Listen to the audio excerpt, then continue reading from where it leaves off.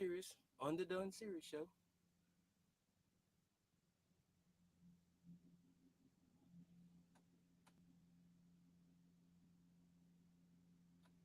What up, world? Don Sirius on the Don Sirius Show.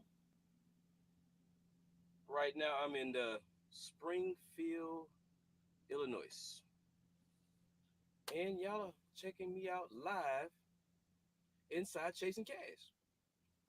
And I am at a receiver. It's a little bit bright back there, but I decided to do a live show today, this morning. Well, if you know me well, I don't like morning, so good new day, good new day. And you get to hang out with me for a little bit this morning. Before I get the show good and started, I'm going to get started on making some French press coffee. Yeah, yeah. Normally I use Bustelo, but we're not gonna do Bustelo. I got some other coffee that I like, and I'm going to get it if I can reach it. If y'all can let me know how the microphone sounds, that'll be nice. So yeah, we're gonna talk about this presidential debate that was some days ago, and I'm gonna put the presidential debate up against AI, artificial intelligence. If you didn't know, I guess some people they don't really genuinely like AI, but I love it. Me personally, I think y'all understand where I'm coming from when I say some people out there they get these ideas in their head, and next thing you know, it's Terminator, World War III, AI is taking over. I don't think we there yet. I don't even think we that close. And I think sometimes people let propaganda or they let movies and they let these fear factors get in their head, and then it just spirals out of control. French press coffee, French press. Yes, I'm going to be making French press, so I'm gonna have to crank the microwave up. I'm going to have to crank the truck up so I can utilize the microwave. You do not want to use that microwave while the truck is on. Yeah, I got all kind of stuff going on in this truck. So we're gonna get down to the nitty gritty in a minute here. How y'all doing today? I hope y'all all doing fine. I'm broadcasting live on YouTube, broadcasting live on Facebook so far. I'm getting all my necessities together. I gotta have my first early morning. It's not that early in the morning anymore, but it's 10:35 where I'm at. Where you at in the world? I'm in Central Time Zone, and like I said, I am in Springfield, Illinois. Isn't that where that cop shot that woman in her house or whatever? Some not too long ago, some time ago. Yeah, I think that's where that happened at. Can y'all verify if I'm correct or wrong? But that's where I'm at in Springfield, Illinois, about maybe an hour and some change away from St. Louis. And I'm getting everything together for the coffee. I need my spoon. I got the spoon. I got the water. We're going to crank the truck up for a brief minute. Yeah. And then we're going to get down to the nitty gritty about this last presidential debate. I want to stay neutral. I don't want to be biased. So I'm going to utilize the AI because I took notes when the debate was going on. So, everybody got these reels, these little videos. I actually got an earpiece in. And then the whole Shannon Sharp thing is going on with the you can hear him having sex from what I heard. I haven't seen it yet. If y'all can share the link with me where I can go check that out, I actually go check it out. I ain't gonna lie. I'm with the shits and giggles too.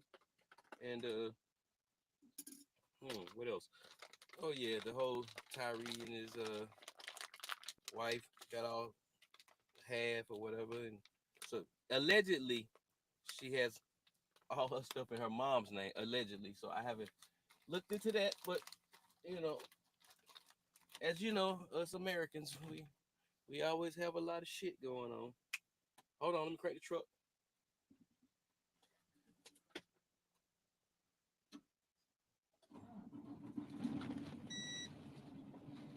Yep, in order to utilize the microwave.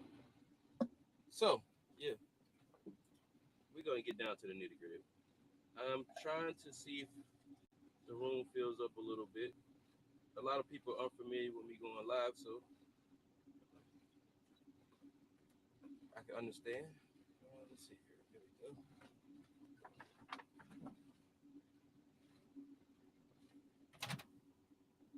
Got to, hey, by the way, I know a lot of people are like, you need to get an air fryer. You need to get an air fryer. Oh, yeah. But guess what? I did some research about the microwave, and everybody talking about, oh, it's unhealthy and all that. It's a different kind of radiation. It is not the radiation that harms you. Matter of fact, if you cook vegetables in the microwave, it is actually healthier than the air fryer. You know why? Because it does not take away from the nutrients. Because the longer you cook vegetables, you're taking all away the nutrients. So come to find out, the microwave is actually pretty awesome, in my opinion. Go do your own research. It's a particular kind of radiation, and the kind of radiation you get from nuclear weapons is not the same. And that is me explaining it in layman terms.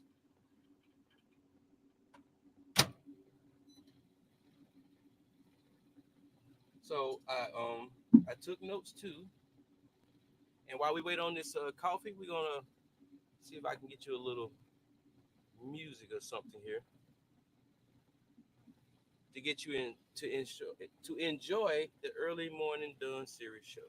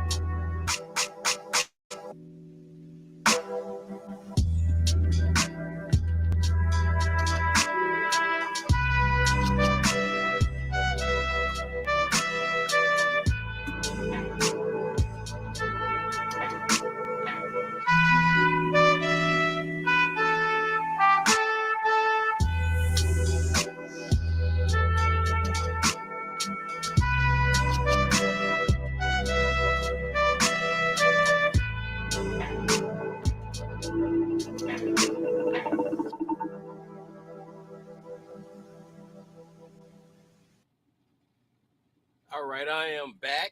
I am still waiting on my water to boil because I am making French press coffee. I put the grains in there. As you can see, the grains is in the. It's enough for 1 cup. I've been doing this for a while, so I got it down to a science. There it is.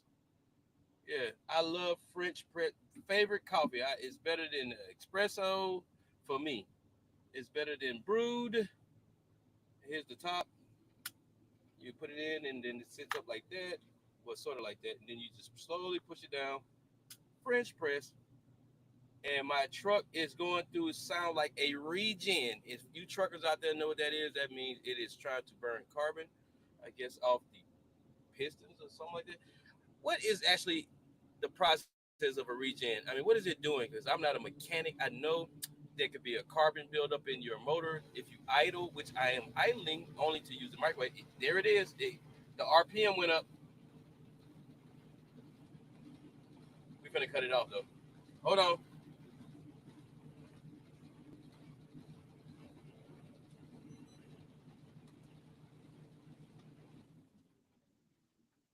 Voila.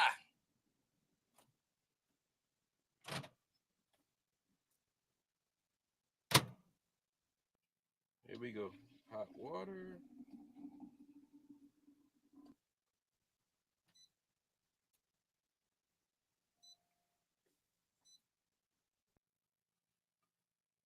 Let's put a timer on this thing.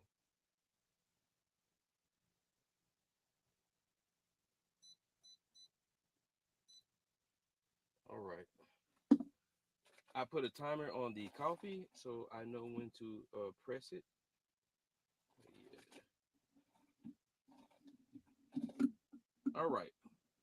Set that to the side. I did take notes. Like I said, I did take notes for the 2024 presidential debate between Miss Harris and Mr. Trump. I don't, you know, want to pronounce her name wrong because it seems like some people say it one way and other people say it another way. All right. So I want to let's see.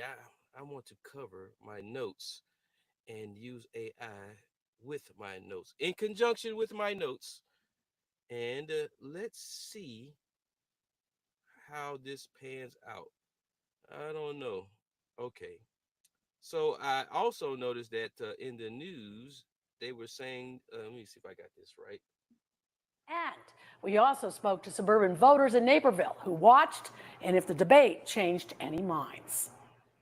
People can't go out and buy cereal or bacon or eggs or anything else. The economy, one of the most talked about issues in the Trump-Harris debate. Donald Trump left us the worst unemployment since the Great Depression. And while Harris... Okay, she said Donald Trump left us the worst unemployment since the Great Depression. Okay, let's get this party started, shall we? Let's go. Let's blow. Hey, go. Let me stop, bro. Let's get the party started.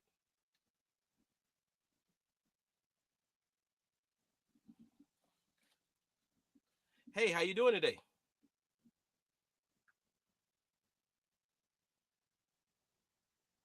I'm doing well.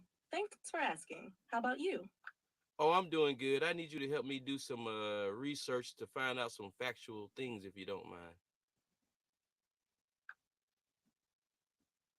Of course, I can help you with that. What kind of research or facts are you looking for? Well, you got to do a comparison for me because this administration for the United States federal government and versus Trump administration when he was in office. So, what was the unemployment rate when he left office compared to the unemployment rate now? Which administration has the worst unemployment rate? How about that?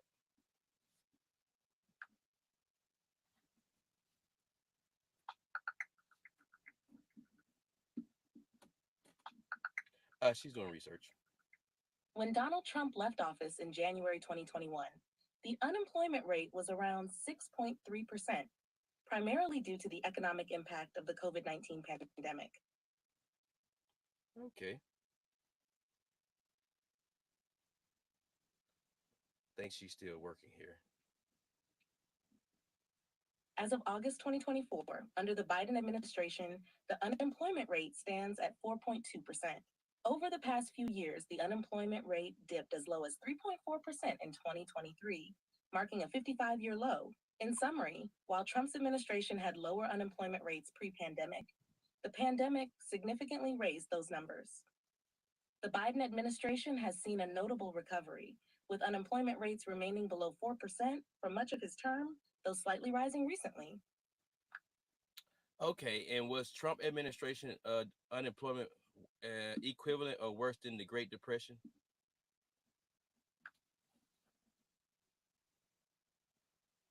The unemployment rate during the Trump administration, even at its peak during the COVID-19 pandemic, was not equivalent to the levels seen during the Great Depression.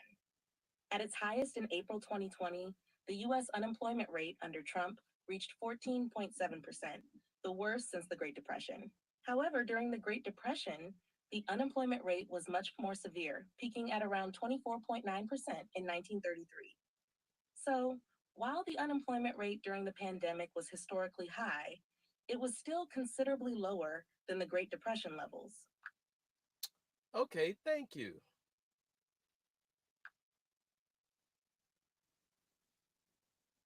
You're welcome. Let me know if you need any more information or assistance. All right, let me do some reading first. All right, so we heard that part right there. So okay, everybody knows what that is, and if you wanted references, I could get this reference put out to you for fact checking, I guess, fact check. So let me start with my notes. Scares didn't answer the first question. Yeah, so she didn't answer the first question. Do you think the economy is better in the last 4 years? That was a simple question. No answer, no straight answer. Spoke on a plan to help economy. Bashed Trump plan for his planned economy. Trump had a rebuttal to his to her rhetoric. He spoke on the economy when he was in office, addressing the current economy and illegals coming in. Of course, we know all about that stuff, and taking resources, jobs, buildings, etc. Which I do know some people in other cities and states. I know someone in New York, and this person says that the things they are saying about in New York about the immigrants is real, about the debit cards, buildings, and all that, housing, and all that good stuff. So I believe this person. I don't see this person have no reason to lie. He said this is dangerous. She said he left the worst economy, pandemic, and mentioned Project 2025. Now about Project 2025, I hear a lot of people bashing the dude about Project 2025, but the debate was not the first time I've heard him publicly denounce that he hasn't read that. But as you know, everybody is emotionally invoked about this and that, so it doesn't matter what he say. If they believe he's with it, that's what they're gonna believe. All right. He spoke on a higher stock market when he passed the torch to the current administration. So let's find out. Let's find out. Hold up. Economy and stocks, or the stock market. Okay, I want to do two different comparisons. One is the economy under Trump administration and the current economy under Biden administration. Which one is better or worse? Simple answer, please. I'm French pressing. In simple terms, the economy under both the Trump and Biden administrations has seen its ups and downs due to unique challenges. Trump's economy. Before the pandemic, the economy was strong with low unemployment, 3.5% in February 2020, and steady GDP growth. However, the COVID-19 pandemic caused a sharp economic decline, with unemployment reaching 14.7% in April 2020. Biden's economy. Biden's administration inherited a recovering economy. Unemployment has been reduced to as low as 3.4% in 2023, and GDP growth has been positive, although inflation has been a challenge. Overall, Trump's economy was stronger pre-pandemic, but Biden's administration has overseen significant recovery post-pandemic, despite high inflation. Which is better depends on what economic indicators you prioritize. Okay, thank you for that information. Now, my next question is, what about the stock market doing for both administrations? Yeah.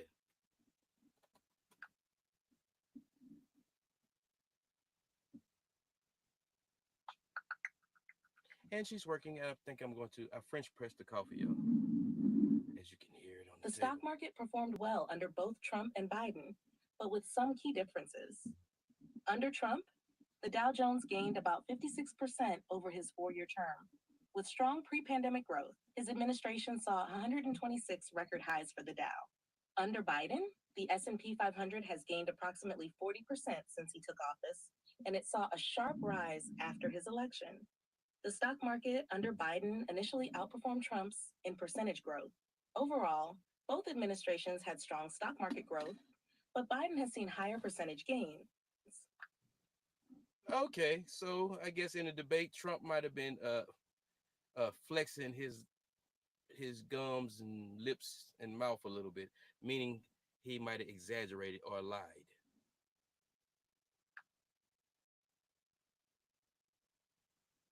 In political debates, it's not uncommon for candidates to exaggerate or highlight certain facts to their advantage. While Trump often emphasized his administration's strong pre pandemic economy, some of the claims about the stock market or economy may have been framed in ways that benefited his narrative. Both administrations had strong stock market performances, but understanding the context, like the impact of the pandemic or global economic trends, is key to evaluating the accuracy of these claims. Okay, we paused her for a minute. We got to go back to my notes. Yeah, I got to get this brown sugar in my coffee. I like brown sugar, you know. Don't I know I need to get off the sugar, but for right now, at least it's brown sugar. You won't believe I just spilled some damn sugar on my fucking floor. Oh man. I take ashwagandha, by the way. Ashwagandha is a wonderful supplement, whatever herb, because man, us truck drivers, we deal with a lot of stress, a lot of anxiety and stress. But on to the notes. Let me pour the coffee before I get back to the notes. You know, this is how I do my show. Everybody got their own little thing, whatever, but this is my thing. And I'm glad y'all are here checking it out. As you can hear me pour the coffee. All right. I think it's like that first gulp of coffee. The first gulp of coffee is the best. Let's see if I can point the microphone this way. Yeah, the first gulp, a drink, a slurp, or whatever of coffee is the best. All right, we're gonna get back to this debate they had the other day. Cause everybody like the shits and giggles, and they with the bullshit. You know what I mean? They all like the bullshit, and sometimes I don't like to entertain it, but I think that's the world we live in right now.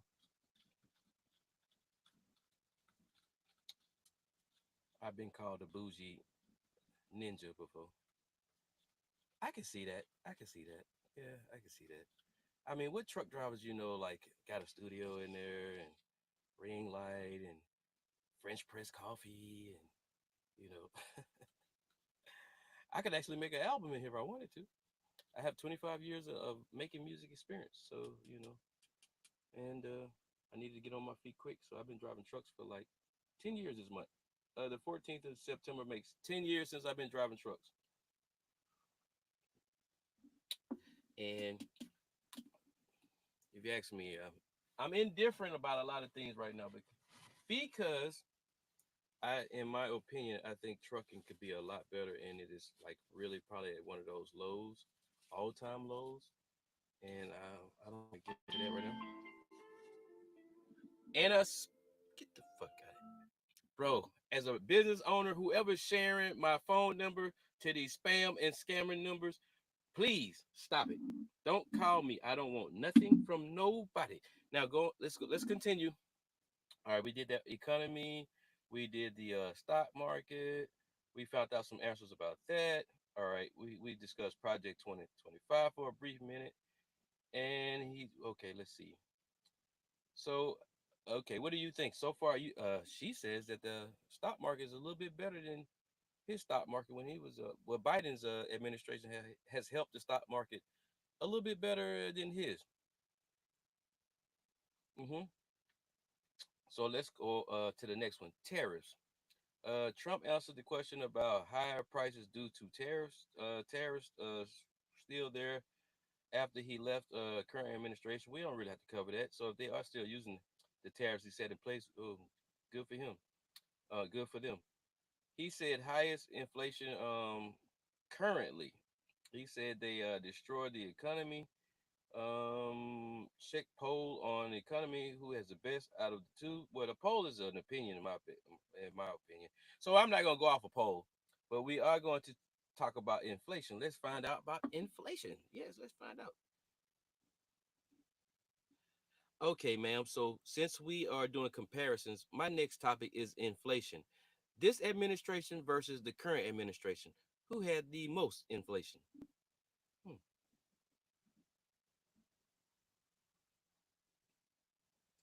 She's working while I drink my coffee.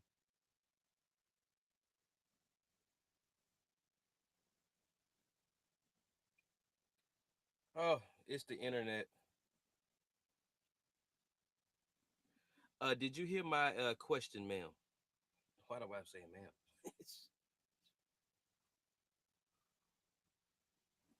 She ain't trying to work with me. Oh, she's not trying to work with me.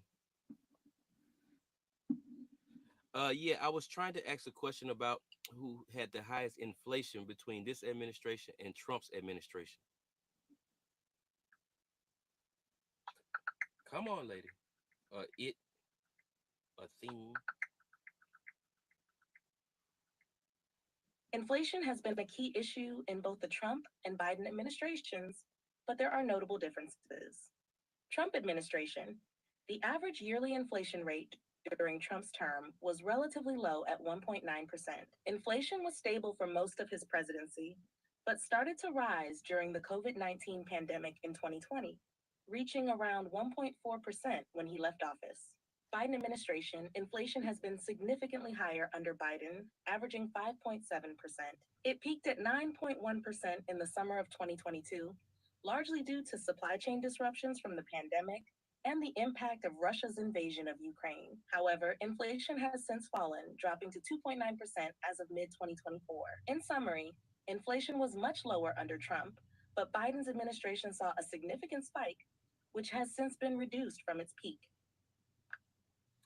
That's very interesting when you brought up the Ukraine war, and also, I'm I'm not surprised about the whole pandemic thing, but I'm also very opinionated about that.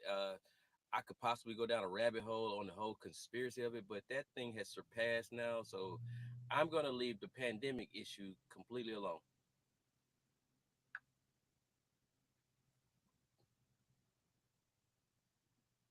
Yeah, there's definitely a lot of different opinions out there when it comes to the pandemic and global events like the Ukraine war.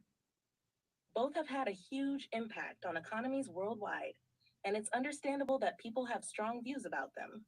If you ever wanted to dig deeper into any of those issues or explore a specific angle, even conspiracies, feel free to share. Nah, There's always plenty.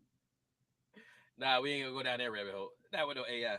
Oh my God, I'll probably be up all day uh going down that rabbit hole. So we're gonna continue on, shall we? Shall I continue on? I don't want to check the polls. Trump said, oh, when she said that he was selling computer chips, and I've seen a few brothers on the LinkedIn, saying all that stuff about that the man uh sold computer chips to what, China, to help improve their military. She said it too, and he said those chips came from Taiwan. So let's find out if this thing can help me get down to some truth, shall we? Look, I need you to do extensive research and search on Bing and let me know, did Trump actually sell chips to China, or did those chips actually come from Taiwan? Right? Let's find out.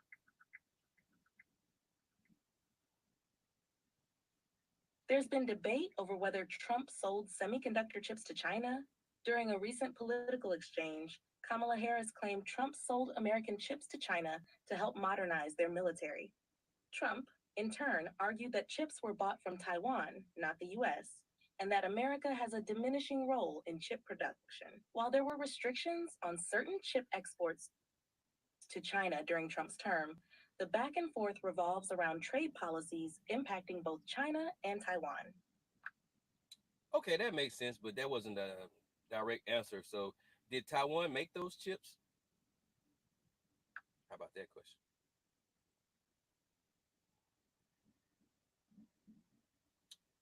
Or were they made in Taiwan?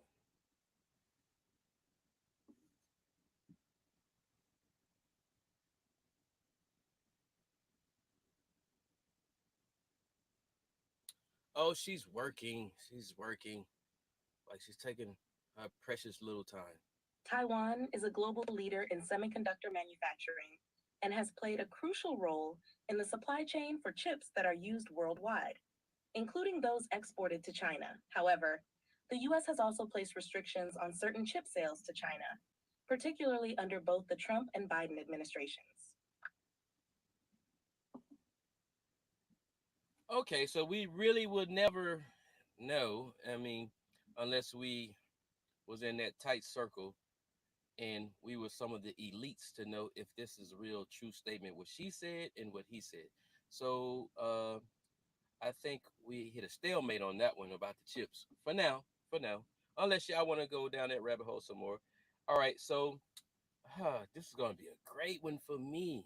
I'm learning as I go on my own show, so this is going to be a great one for me. Trump says she's a Marxist. So, does anybody know what a Marxist is? A lot of people in my diaspora, I don't think they know about Marxist or Marxism or how you pronounce that. Don't bash me for saying it wrong, but let's get down this rabbit hole really fast and quick. We're gonna help you learn if you don't know what that is. So, can you please tell me what a Marxist is and where it came from or originated from, please, and make it very short and brief.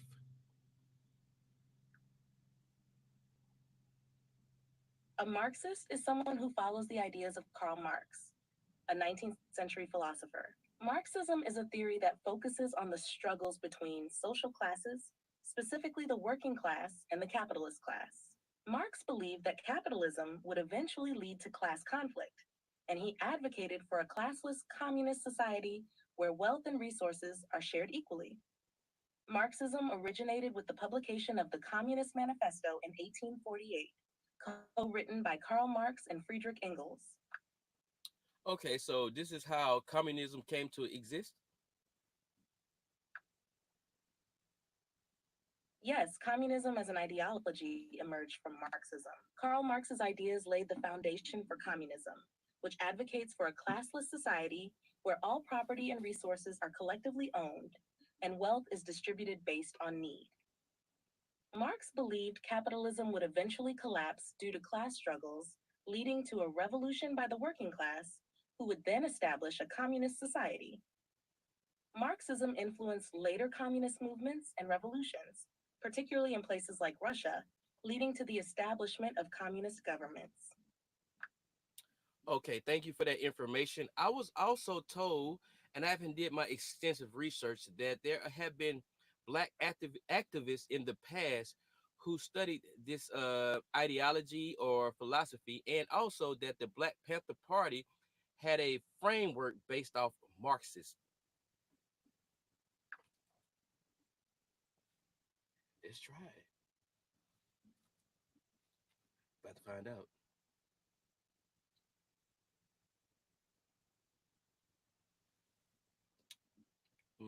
Shouldn't be smacking, but this coffee is great. She's working. I made her go down a rabbit hole. I wonder if she's gonna be good at it.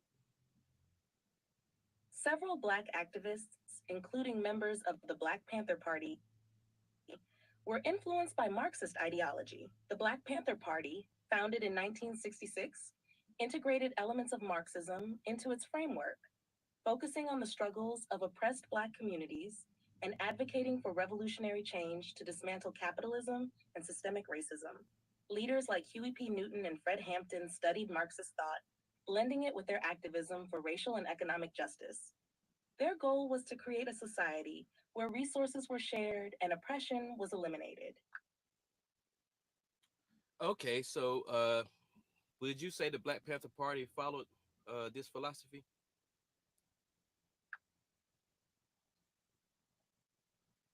Yes, the Black Panther Party followed aspects of Marxist philosophy.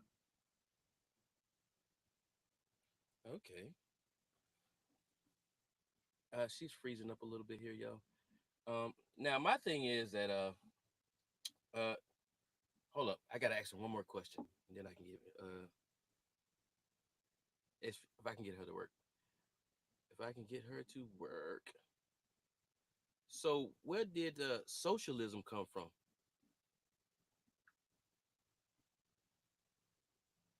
Socialism originated in the early 19th century, emerging as a response to the inequalities created by the Industrial Revolution. Thinkers like Karl Marx and Friedrich Engels were key in developing socialist ideas, advocating for the collective ownership of the means of production and the redistribution of wealth. Early socialist movements sought to address the exploitation of workers under capitalism, emphasizing equality, social welfare, and communal ownership of resources. Marxism is one form of socialism, but there are other variations such as democratic socialism and utopian socialism. Okay, we're gonna get back to the debate, but I'm gonna give you my perspective on the matter. Is that like I know, and I hate to use that I know part, but I know America is just a business. It is literally just a business. You can say you're citizens and that you're in a country and all that, but it's just a business. And that is how this thing works off capitalism. And my issue with the whole trying to take away capitalism is like if I've been driving this truck for 10 years and I done made over like $1 million and $2 million and I'm finally building some kind of thing for myself and somebody try to come along and change the game and tell me to share something with some people that they just been living with the chunky monkey bitch that selling some dope out her house and whatever, and now I got to share my resources and my bread or my moolah or my liquid with these type people. I don't want to fuck with that. I don't want to fuck with that. But that's just my opinion. That's my opinion. Like, nah, that's why I don't fuck with the whole socialism thing, communism thing. I mean, call me selfish or call me whatever, greedy, however you want to name it. But I work my ass off all the time. So I ain't sharing shit unless I choose to share. And I want to be a philanthropist. So I do want to help people, but I want to be able to pick and choose how I can set up things that really genuinely help. And I know my money is not going to waste because I think we are a very wasteful society over here. Maybe because we are spoiled, even though that a lot of people complain about white people feel privileged. I don't even think it's about white privilege anymore. I think it's about younger generation, and a lot of people just feel like they're privileged. Like I know this because I lived in Germany for 3 years. I came back over here and I seen how a lot, predominantly everybody I bump into, almost everybody I bump into, take things for granted over here. But we're gonna continue on, and that was my little small mini rant and rave. All right. So, all right, let's still get down to this Marxist thing. Let's try to figure out some more.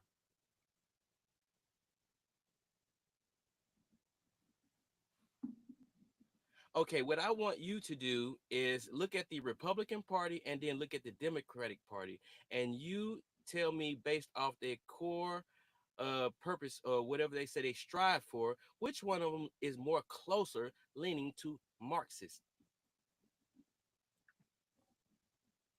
Hmm.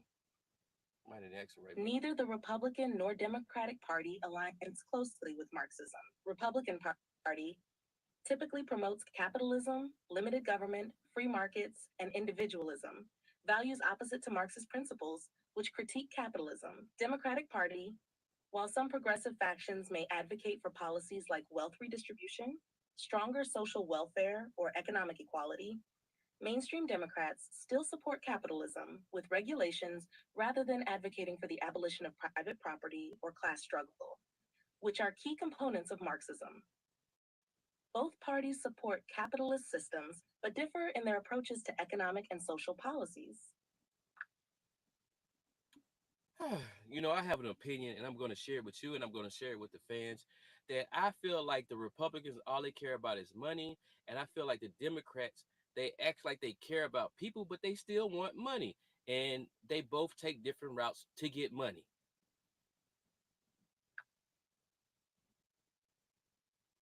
Mm.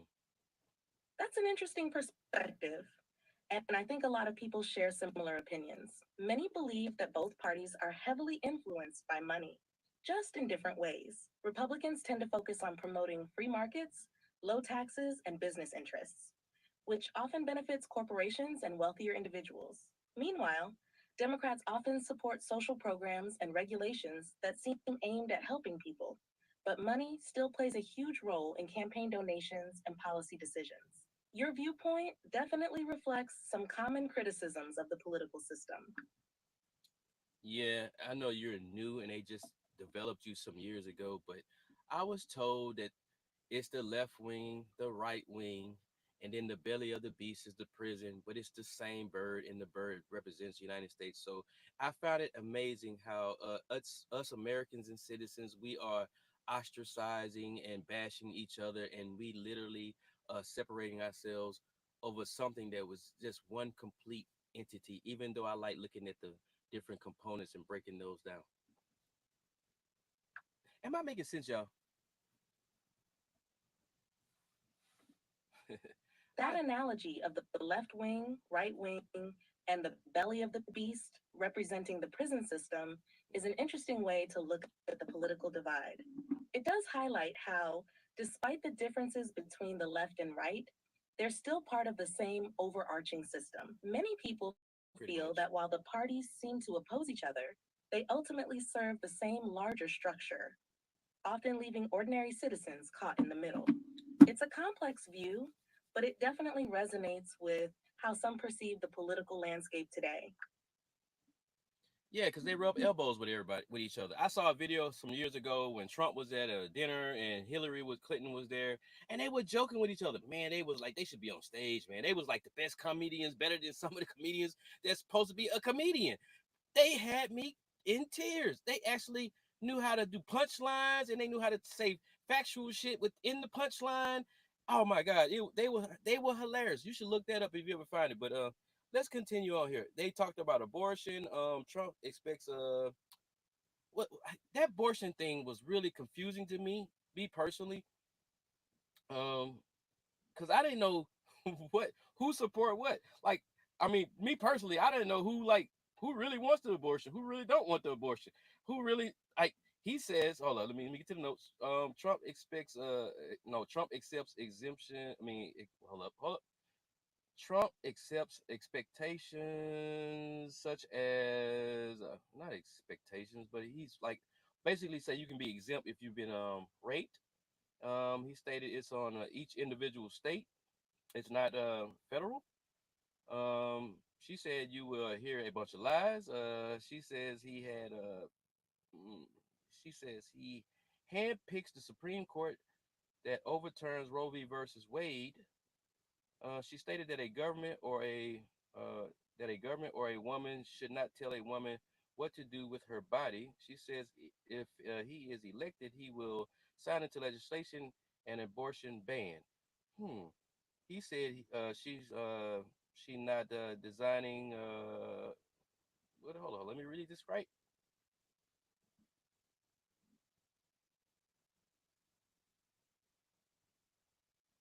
Basically, he said she is lying that he's not going to sign a ban for no abortion. He called her an absolute lie on that one. He says her rhetoric is on this will like rhetoric like this uh man, my notes a little shabby right here on this part. Oh, he said her lies or rhetoric on this was like the student loans, and it was a total catastrophe. All right, so he's talking about how like they said the whole, getting rid of your student loans. Okay, and basically say if that bill went to the Congress, it would be vetoed about the whole abortion ban. She confirmed me with her answer to supporting abortion. Um, okay. He called her a lie again in the response to abortion. So let's just find out about. Okay, he said he has been a leader in fertilization. That abortion thing, man. I'm not a woman, so I don't even like to go down that rabbit hole because I understand if a woman's been raped and she needs to get rid of that rape baby. I'm not with the whole killing the life thing because life is very precious, but I understand. So, ma'am, I want you to find out which kind of stance does Trump have on abortion and which stance does Harris have on abortion? Because during the debate, they both kind of confused me. One said that one was going to ban it. One said it was the individual state's responsibility. One said they're going to overturn Roe v. versus Wade. What is going on with that?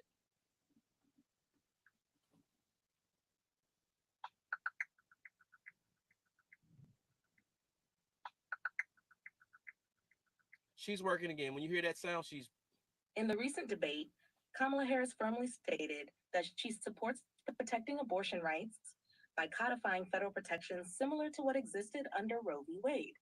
She has consistently advocated for reproductive rights and criticized efforts to ban abortion. On the other hand, Tim Scott has taken a more conservative stance, favoring tighter restrictions on abortion. He has supported state level decisions to regulate abortion and has spoken about the possibility of a national abortion ban. though the specifics of his position have shifted depending on the context. The debate highlighted these key differences, with Harris I think focusing she got on the wrong restoring debate. federal protections while She got the wrong debate. I was more asking about the current debate between her and Trump about this whole abortion thing. You got it wrong.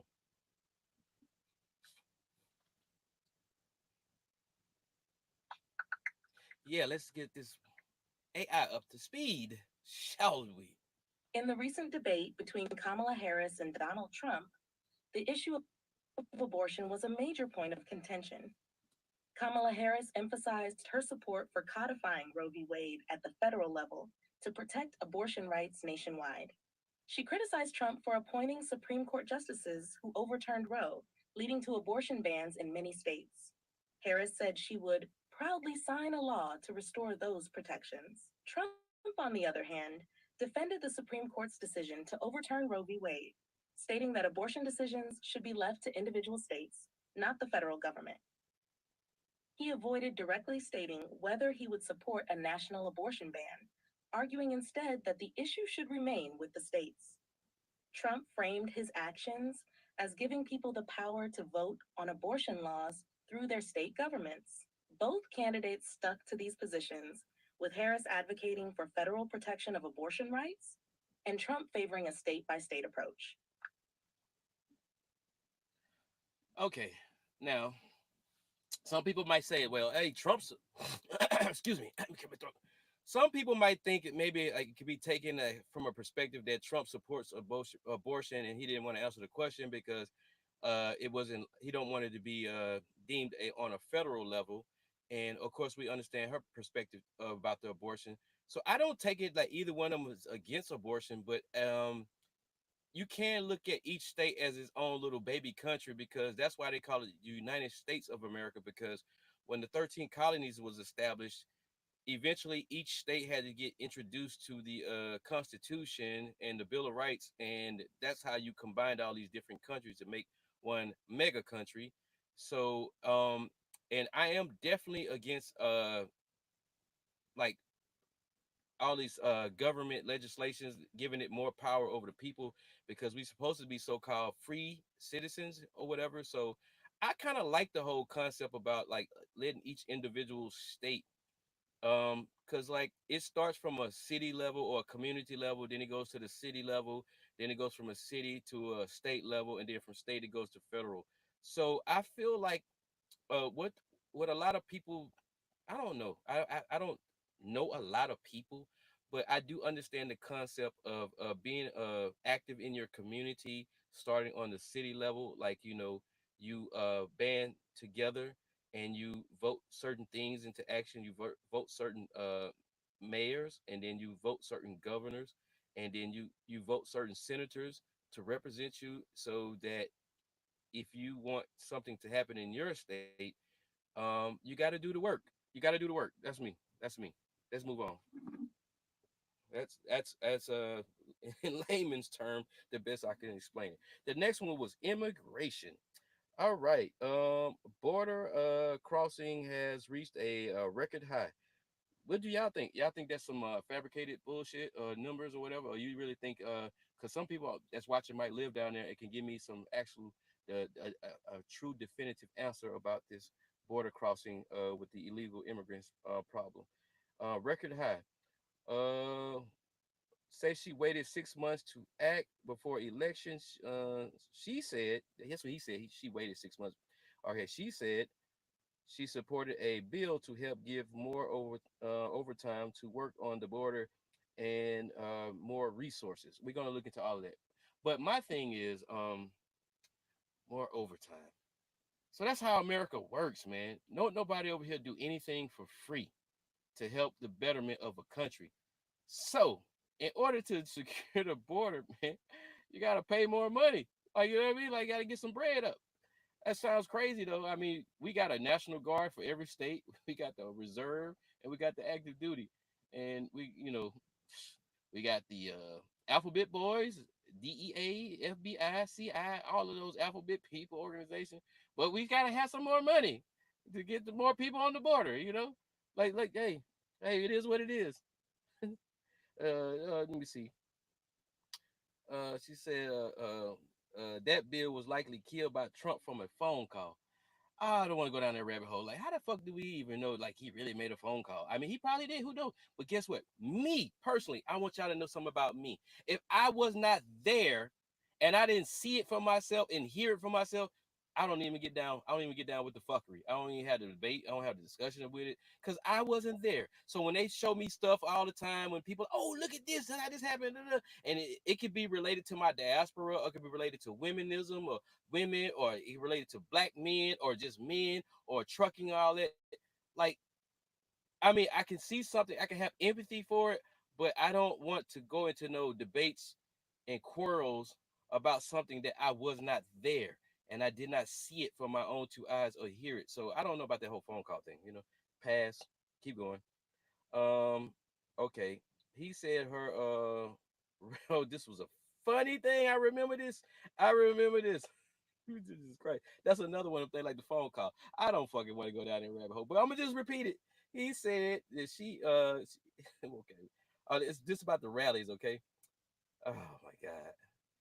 She talked about his rallies and boredom and using false characters at his rallies. She said people would get up and leave his rallies before it is even over with. He said her rallies, she paid people to come and she also bust them in. That's the funniest shit ever, man. Oh my God. Oh my God. I mean, don't do it. Stop. Zip it. Let's continue on. Jesus, man. Oh boy, these people. This whole, like, what America is now today is hilarious. Because when I was growing up, when I was elementary with Ronald Reagan, or middle school, whatever. I think I was middle school with the first Bush. The second Bush, I was in the army. Clinton, I was in high school. So yeah. But I do remember watching debates from time to time, and those debates, even though sound very confusing, they were very professional. They were very well spoken. But now, man, we are a fucking surreal live TV show if you live anywhere else in the world but America. All you gotta do is turn on TV over the other side of the world and watch some of our politicians, because that shit is gonna be hilarious. All right, all right. Should I get the AI to? We're not gonna go down the rabbit hole with the rallies. We're not gonna go down the rabbit hole with the phone call, the illegals. Let's find out.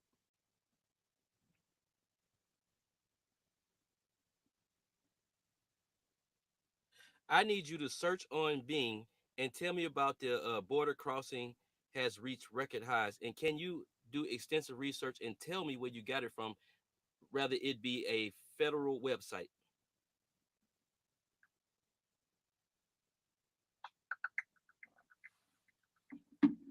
Here we go again. Border crossings have indeed reached record highs in recent years. Mm.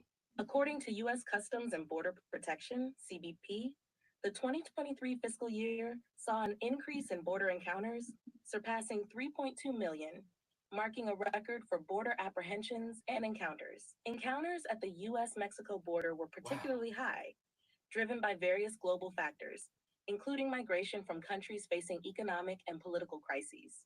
In recent months, the Biden administration took measures to reduce illegal crossings.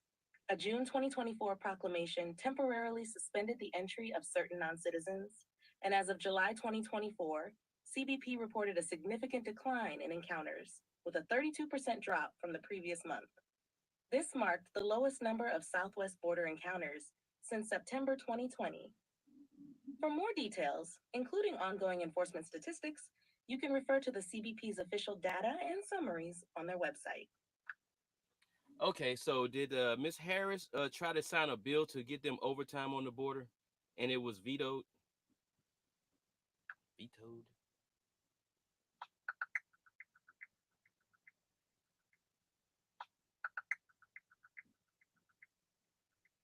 Let's find out.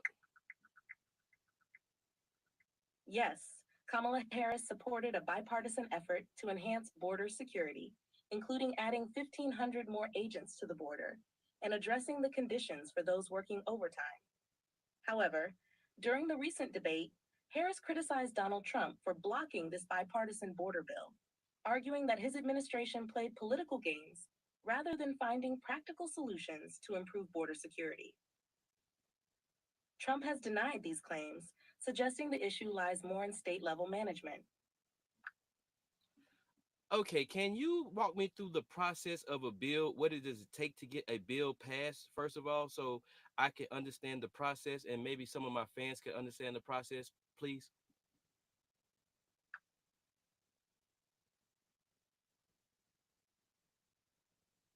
Sure, I'd be happy to walk you through the process of how a bill becomes law in the United States. Go for it. The internet is not so good. She's not so laggy so much. Today is just a very laggy, wet, rainy day where I'm at. Springfield, The bill is Illinois. then assigned a number, e.g., HR, for Oh, see, she froze up. She froze up. Ah, come on, don't freeze up. Can you repeat that bill process again, please?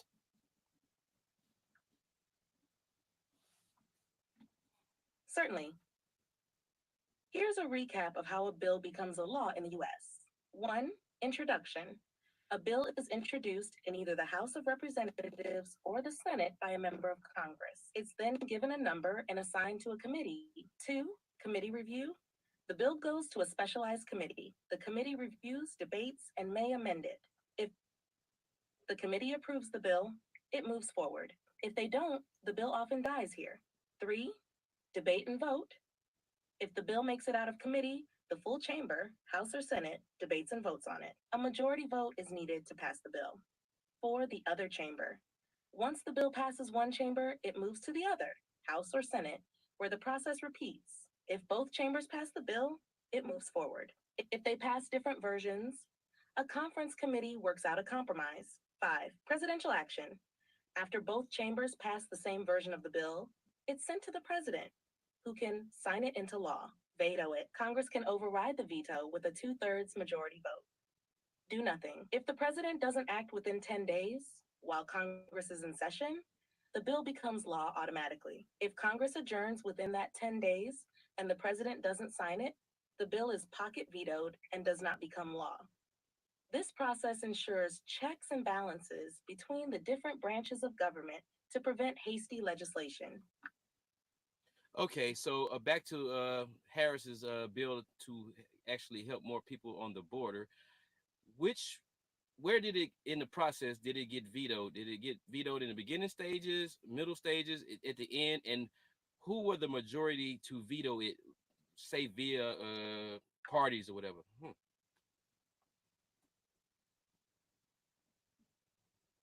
In the case of Kamala Harris's efforts to pass a bill aimed at improving conditions and resources for border personnel, including increasing the number of agents and funding overtime, the bill faced opposition largely in the middle stages of the legislative process. According to reports, the bill was blocked by Republicans, who were the majority opposing it at the time. Uh-oh. They raised concerns about the allocation of funds and broader immigration policies tied to the bill. Rather than reaching the president for a final veto, it was stalled and rejected during congressional debate. This typically happens after the bill moves through committee reviews and enters the full chamber debate stage, but before final votes are cast in both the House and Senate. As that word that's been invented some years ago. Welp, damn Republicans, damn man, you know, damn bro. Oh, like I said, everything got to be about the money. I said that too. All right, so we understand what's going on, and it's record all-time highs. But everybody got their perspective about this immigration thing, because some people could be like, "Oh, the Republicans didn't do this," but then some other people like, "But the Democrats are in office, and they supposed to have had control of the border." Told you, I don't go down that rabbit hole. It is what it is. They vetoed it. They in office right now, and the all-time high record. So you can kind of look at it from my perspective that both of them are responsible. I mean, because it's that one beast, that one bird, right wing, left wing, Billy Bird. Man, I know I'm cracking y'all up. But anyway, shall we move on, shall we? I don't have a load right now, so that's why I'm doing this early morning show. It's almost noon, if not noon, where I'm at. It's getting close to it, so it's still morning. So what is the next thing? We went from the topics, okay? So it was immigration. All right. Fracking. All right. All right. Uh, they said she was against it. Yeah, the host actually said she was against it, and then she switched over and say she's for it. Um, I haven't been following her career because she's from California, or she did most of a youthful career in Cali. And so, just like Obama, I didn't even know he existed until he just popped about a poof because I'm not from Chicago. So I didn't know about much about him in my younger days. And same with her. So I don't know if she was for it, I mean against it and now for it. I do have my opinion about the left and the right. How one supports more like renewable energy, and other one supports more like fusion energy. Huh, this is my dispatch. Let's see if he got anything going on here. Hello? Hello, hello. Yes, sir. It's been nothing. Literally, there was one load 60 miles away from you, but they was delivering Monday, and they don't have no trailer. They don't have no local trucks to deliver it on Monday. They are already booked. Damn. Man, bro, it's like how many miles am I from St. Louis? I think 90. That's an hour and a half. So it's 1 o'clock. If I leave at one is 2.5. All right. Can we try to like all the way up to 1:30 before I get this truck rolling, man? Yeah, I'm looking. I'm not taking down the postings. I'm waiting for anything that comes up. So whenever it comes up, if it comes up, I'm taking it. And the other load is already in the yard for you. I had a good load, but they don't have no local, and that's what fucked me over. There was a load that was picking up in 160 miles away from you in Lafayette, Indiana. Yeah. But it was picked up until 5 p.m. and it was delivery on Monday, anytime between 7 and 3. And I asked them, do you have any locals so we can just take it, drop it in the yard, and let them deliver on Monday? And they said no. So the problem was that, but the load was really good. I mean, you would have 267 miles altogether to Toledo's yard, and they were paying 900. So I couldn't get either one of those. Yeah, all right. Because of locals. Okay. Well, yeah, I'm listening. Sorry. This load is in yard for delivery Monday, and I have a back haul for you Monday for Tuesday as well. Okay. Can you call me back in about like say an hour and a half? By the way, if you are into watching my show, you're actually on my show right now, man. Cause I'm live. No shit. Hold on, I'm on it. I'm playing right there. Yeah. Let's just see. Tell me if you see me. Okay, hold on.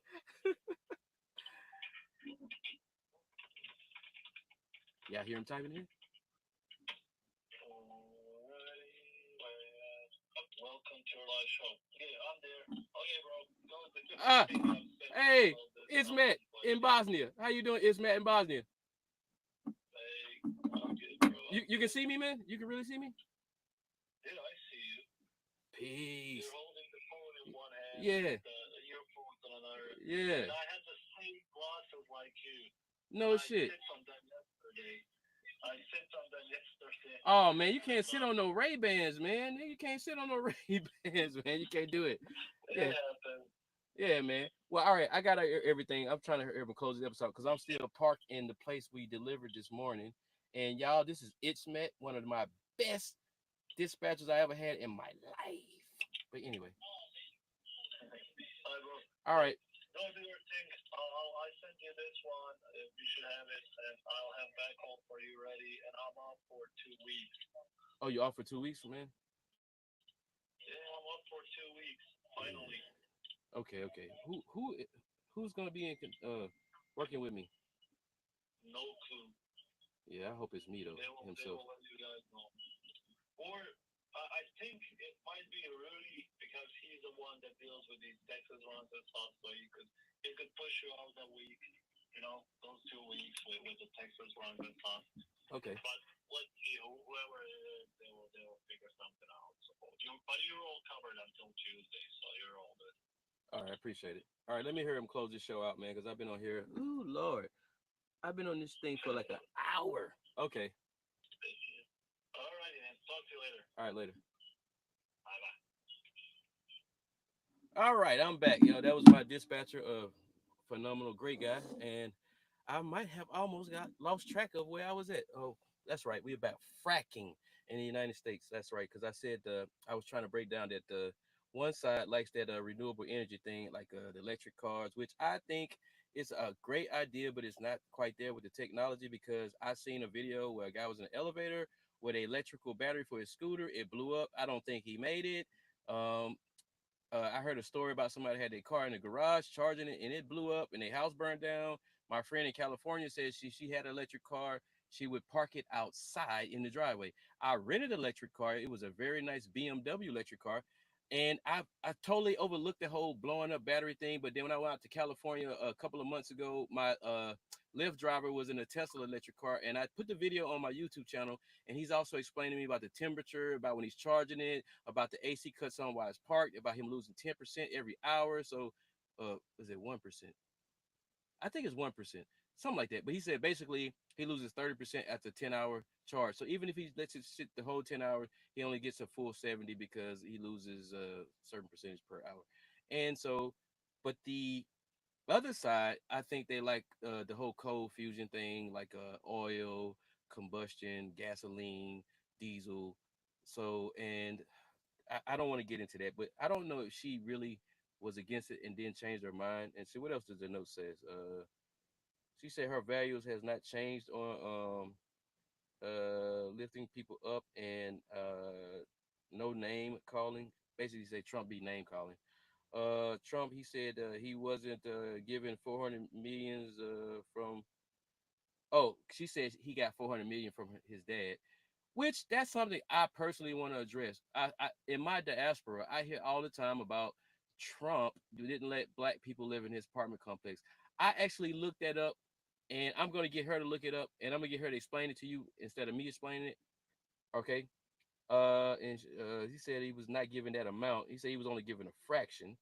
Uh, she's been against fracking, defunding the police, and in Minnesota, she went out and raised money to let criminals out of jail or whatever who was burning Minnesota, and she supports gender sex change. Oh my God, that's a lot of stuff I gotta research real quick. I wanted this AI can move it fast enough. Man. Oh my God, AI against debate. It's gonna be a challenge for me.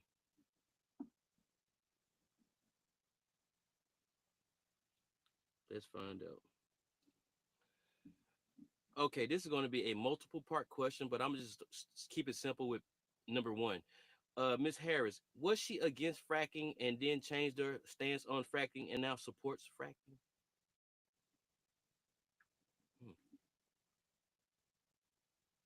Hmm.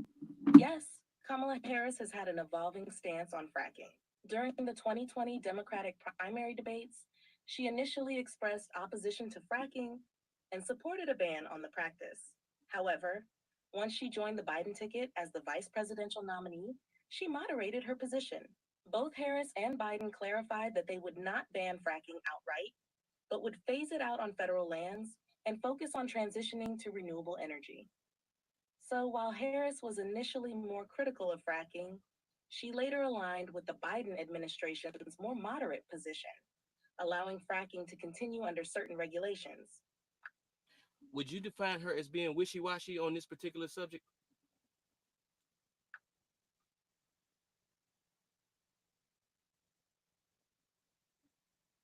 Some people might view Kamala Harris's stance on fracking as wishy-washy because of the shift in her position over time.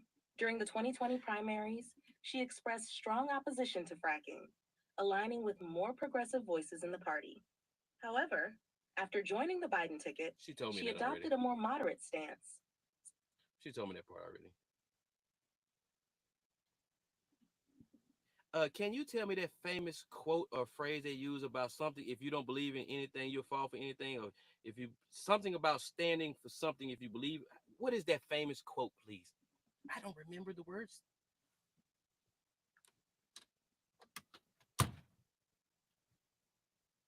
I wonder if he's gonna get it. The famous quote you're referring to is often phrased as, "If you don't stand for something, you'll fall for anything."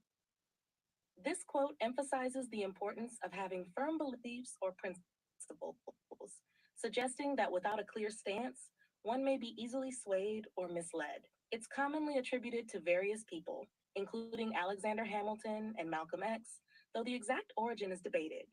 It's frequently used to inspire conviction and staying true to one's values.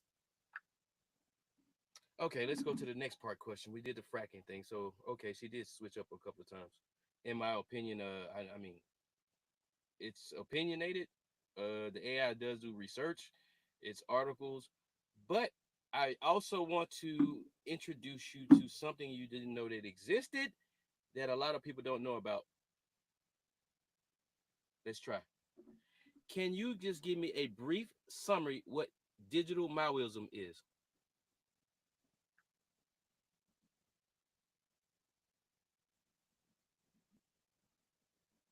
Digital malware, or simply malware, refers to malicious software designed to disrupt. I didn't say malware, Maoism. I hope I'm pronouncing it right.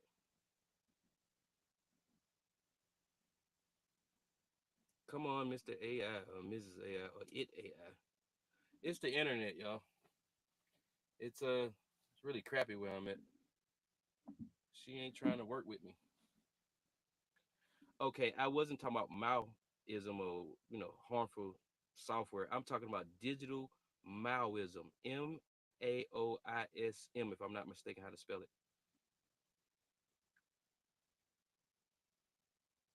Ah, I see now.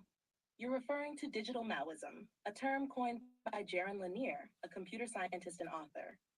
Digital Maoism refers to the idea that collective online behaviors, such as those seen in social media, Wikipedia, or crowdsourced platforms, can lead to a hive mind where individual voices or expertise are overshadowed by the collective will. Lanier argued that while the internet can democratize information, it can also lead to situations where consensus or the collective wisdom of large groups is mistaken for objective truth. In this sense, digital Maoism warns about the risks of placing too much faith in the collective at the expense of individual contributions, creativity, or expertise. It draws a parallel with the collectivist ideologies of Maoism, though applied in a digital age. The term critiques the internet's potential for groupthink and conformity rather than diversity of thought. Okay, I just want to introduce that to y'all because I have experienced that myself. Like, I have many examples, but like, I've been to Jamaica twice. I lived in Germany 3 years, and so when you experience certain things in life, and then you get on the internet, you'll see a group of people all agreeing on one thing, and they try to make it like it's truth, and it is not truth when you actually witness something or experience something, and you know it's not what it is. But just because those people have not experienced it or traveled abroad or lived abroad or done this particular thing, um, in a collective all come together, like say on Wikipedia. In the past, Wikipedia, you could go edit the information on Wikipedia and change certain information in there. But if a certain mass amount of people agree on something, it automatically seems to like be truth or factual when technically it doesn't always work that way. So that's what digital Maoism. So even though this thing is looking up on the internet about her fracking and it says she did switch, she didn't switch, that's why I still say it probably could be a little bit more research done, or it would be nice to have a little video footage of her saying she didn't and then compared to when she said she did, she does. So it's cool though. But I'm just going over notes over the debate. And what's the other part of this fracking thing? Um okay. About, oh yeah, about the whole Trump thing, about the court thing. Yeah, let's work on that. Okay, in the past, I did some research with you, and people were trying to say Trump himself, Donald Trump, wouldn't allow black people to move into some of his buildings and that he got sued. Was it actually him? I know the answer to this. Yes, Donald Trump and his company faced allegations of racial discrimination in the 1970s. The U.S. Department of Justice, DOJ, sued the Trump Management Corporation in 1973, accusing them of violating the Fair Housing Act by refusing to rent apartments to Black tenants and misrepresenting availability to Black applicants in various buildings, including those owned by Trump and his father, Fred Trump. The case was settled in 1975 without an admission of guilt, but under the terms of the agreement, Trump management had to take steps to ensure non-discriminatory rental practices, such as advertising vacancies to minorities and providing rental lists to civil rights groups. While Trump denied the allegations, the lawsuit and its settlement remain notable in discussions about his past business practices related to race. Okay, during this settlement and lawsuit, who was the actual acting person in charge of this company? Was it him or his dad? During the time of the 1973 lawsuit, Fred Trump, Donald Trump's father, was primarily in charge of Trump Management Corporation, the company involved in the discrimination case. However, Donald Trump, who was in his 20s at the time, was also a key figure in the company, serving as its president. While Fred Trump had established the business, Donald was increasingly involved in its operations and played a significant role during this period. The lawsuit was directed at both Fred and Donald Trump as heads of Trump Management Corporation. Although both were named in the case, Fred Trump was considered more of the established leader, while Donald was the emerging face of the business. Okay, back to what I was saying. Like you said, some people are going to say, oh, well, he was the president. And then some people are going to say, but no, it was his dad. I don't go down that rabbit hole either. So y'all heard what the AI researched. So you can take it how you like. You can either say it was the dad or you can say it was him. But I have my own opinion about a few things. I do know that Mr. Fred Trump is German and he came from Germany, and his family, his bloodline or whatever had nothing to do with the transatlantic slave trade.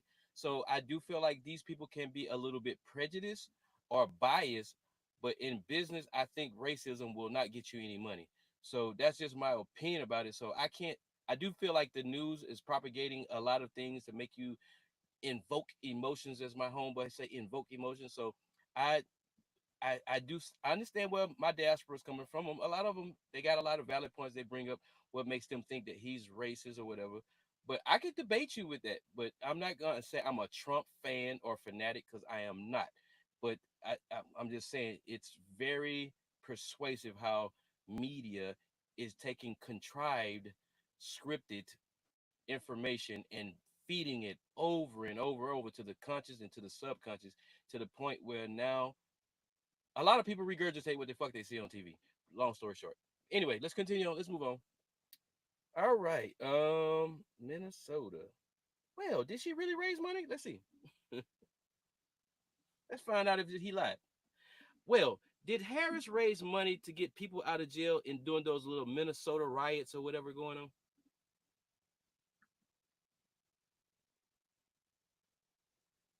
Yes, Kamala Harris did promote a bail fund during the protests in Minnesota Oh, following shit. the killing of George Floyd in 2020.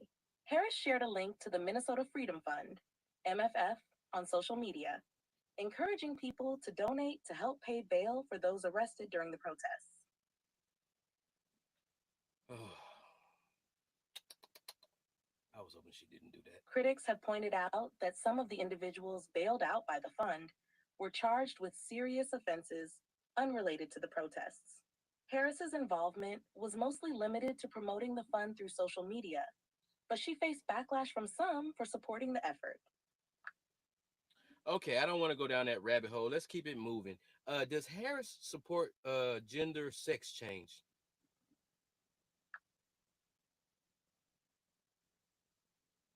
Yes, Kamala Harris has been a supporter of transgender rights, including gender affirming healthcare, which can include sex change procedures. Throughout her career, she has advocated for the rights of the LGBTQ plus community. And during her time as vice president, the Biden Harris administration has supported policies that protect access to healthcare for transgender individuals, including protections for gender-affirming care.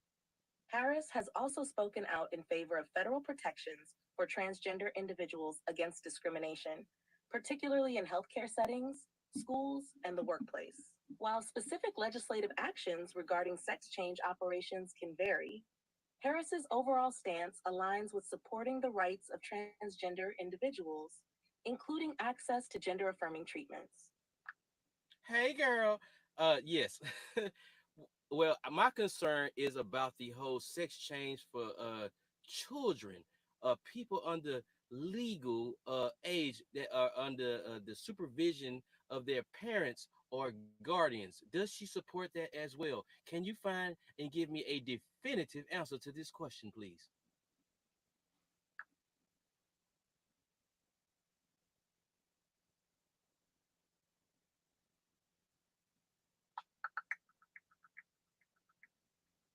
Oh, she's working.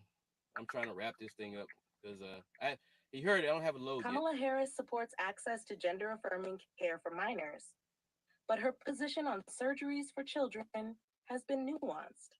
The Biden-Harris administration has stated that gender-affirming care is a continuum of care, which can include hormone treatments, counseling, and other support. But they clarified that surgeries for minors should be limited to adults. This stance aligns with their support for non-surgical gender-affirming care for transgender youth, while recognizing the role of parents, families, and doctors in these decisions. While Harris and the Biden administration support access to such care, they do not advocate for gender-affirming surgeries for minors. Their position reflects a balance between supporting the broader spectrum of care for transgender youth while being cautious about surgical procedures for those under 18. This stance has sparked both support and criticism, depending on the perspectives of various groups. I feel like that answer kind of leaves me in limbo because it really didn't sound definitive that they was against um, allowing underage or children to go through those type of process. I'm still a little bit confused.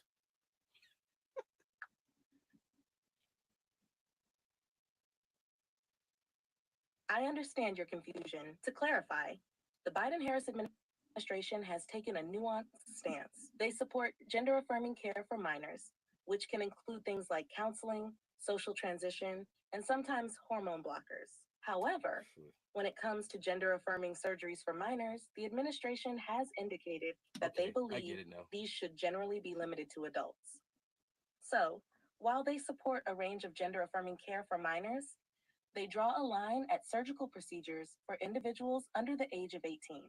This has been reiterated in their public statements, where they express respect for the role of parents, families, and doctors in making decisions about a child's care. This may still seem like a middle ground position because it reflects support for some types of care for minors, but not necessarily surgical procedures.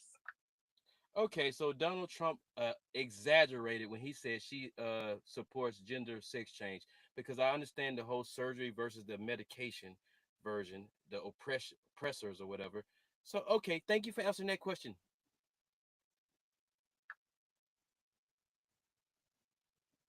You're welcome. Yes, it seems like Trump's statement about Harris fully supporting gender and sex changes for minors is an exaggeration. Yeah. While she and the administration do support access to gender affirming care, such as counseling and hormone blockers, Yeah. they have clarified that surgical procedures should generally be reserved for adults. So there's a distinction between supporting care that helps children with gender dysphoria and allowing minors to undergo surgery, which the administration has been more cautious about. Glad I could help clarify that.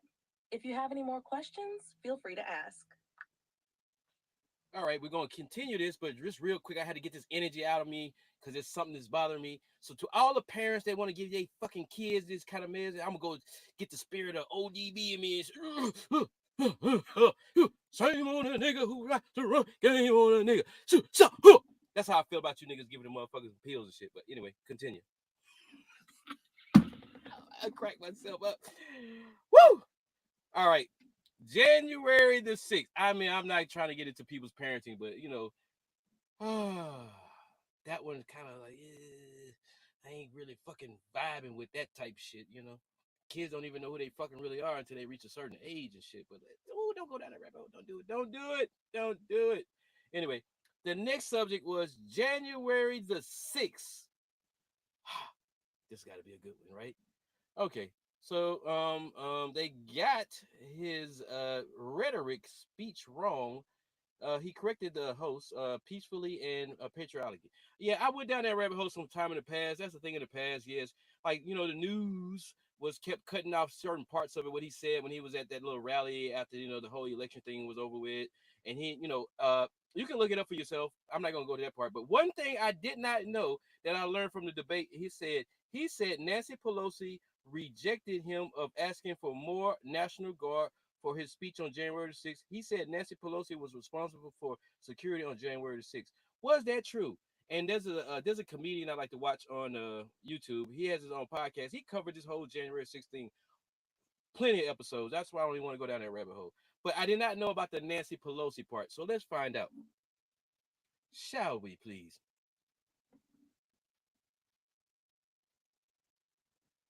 And as always, it's the internet right now. Come on, T-Mobile, your 5G is not working so good, please.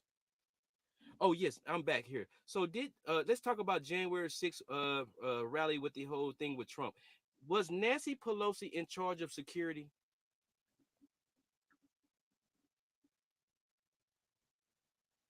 I hope not. No, Nancy Pelosi was not in charge of security for the January 6th Capitol rally. The responsibility for security at the U.S. Capitol lies with the Capitol Police Board and the Sergeant at Arms, not individual members of Congress like Pelosi, who was Speaker of the House at the time. The Capitol Police Board includes the Sergeants at Arms of both the House and the Senate, the architect of the Capitol, Okay. and the chief of the Capitol Police. While Pelosi may have had influence as Speaker of the House, decisions related to security fall under the jurisdiction of these bodies and agencies, along with the Department of Defense and the National Guard when necessary. Pelosi did request additional National Guard assistance ahead of January 6th, but security decision-making was largely the responsibility of the Capitol's security infrastructure. It's a common misconception that Pelosi was directly responsible for security on January 6th, but in reality, she did not have operational control over Capitol security. Oh, that's very interesting to say that and tell me that. So technically, when Trump said he asked Nancy Pelosi for more National Guard, that was a absolutely big lie.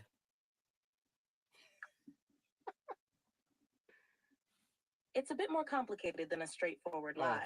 I know The politics. claim that Trump asked Nancy Pelosi for additional National Guard support before January 6th is misleading.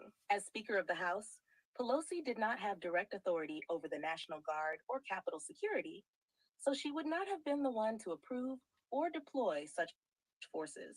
Okay. The authority to deploy the National Guard in Washington, D.C. lies with the president, who has to make the formal request through the Department of Defense. In the case of Capitol security, decisions would have been made by the Capitol Police and the Department of Defense, with input from the mayor of DC and other federal agencies. While Trump did express concerns about potential unrest leading up to January 6th, there is no concrete evidence that he directly asked Pelosi for more National Guard troops. In fact, according to multiple reports, Pelosi and other leaders did request increased security before the rally, but the deployment was delayed due to bureaucratic processes. So while Trump may have framed the situation that way, Pelosi wasn't in a position to fulfill such a request, and his statement oversimplifies how security decisions are actually made. Okay. Yeah. Okay. That answers my question. So, all right. We're going to go with it's not that simple that he just completely lied. That's what the AI says. AI is like emotionless because it doesn't have any emotion. So, all right. Well, government is very complex. I have to give it that. And so, but we're not going to go down that January 6th rabbit hole, though, because that's old news now. She brings up the whole Charlottesville, North Carolina incident. I don't want to go down that rabbit hole either because I personally saw how all like the news clipped it because I went to college for 2 majors at the same time: game design and development and media production. And so I'm pretty proficient at editing video with Final Cut Pro. I used to do it with Avid. They used to do Avid in the movie. I don't know what they use in Hollywood to edit anymore because I'm not in that realm anymore. But I know how to edit. I'm pretty good at it. Um, and I did game design and development. So I also know about After Effects with the whole green screen thing and all that. But anyway, I did see how they chopped up his speech from that whole little Charlottesville incident.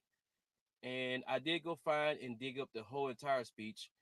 And the man did actually bash racism type ordeal rhetoric. And then the whole news was saying stuff about the Proud Boys, but I did find out that the leader of the Proud Boys was Puerto Rican, and sometimes Puerto Ricans be considered white, sometimes Puerto Ricans be considered black. It just depends. It's the same thing that's going on right now. It's like always shifting every 5 years. So let's move on, shall we?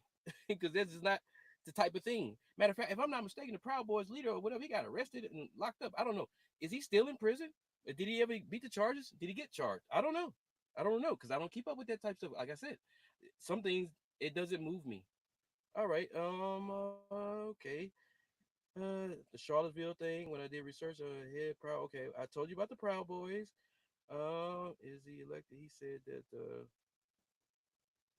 He did say he was debunked. I even debunked it for myself. 2025. I told you at the beginning of the show that that's the second time I heard him on TV verbally denouncing Project 2025. But we all like the bullshit. We like the fuckery. So we want to just keep that fuckery going. And it doesn't matter if he said it. We're going to still post it. He with it. So fuck it. Like, keep it moving.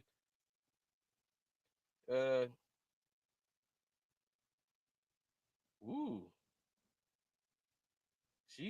Trump said that there will be a bloodbath if he is not elected.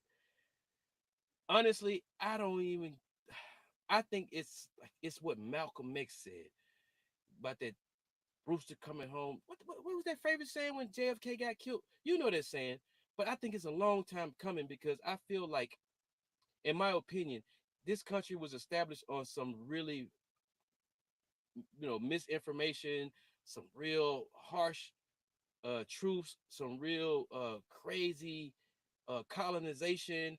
It just started out wrong. So if it started out wrong, it's going to end wrong. Me personally, I think, in my opinion, this is going to be the shortest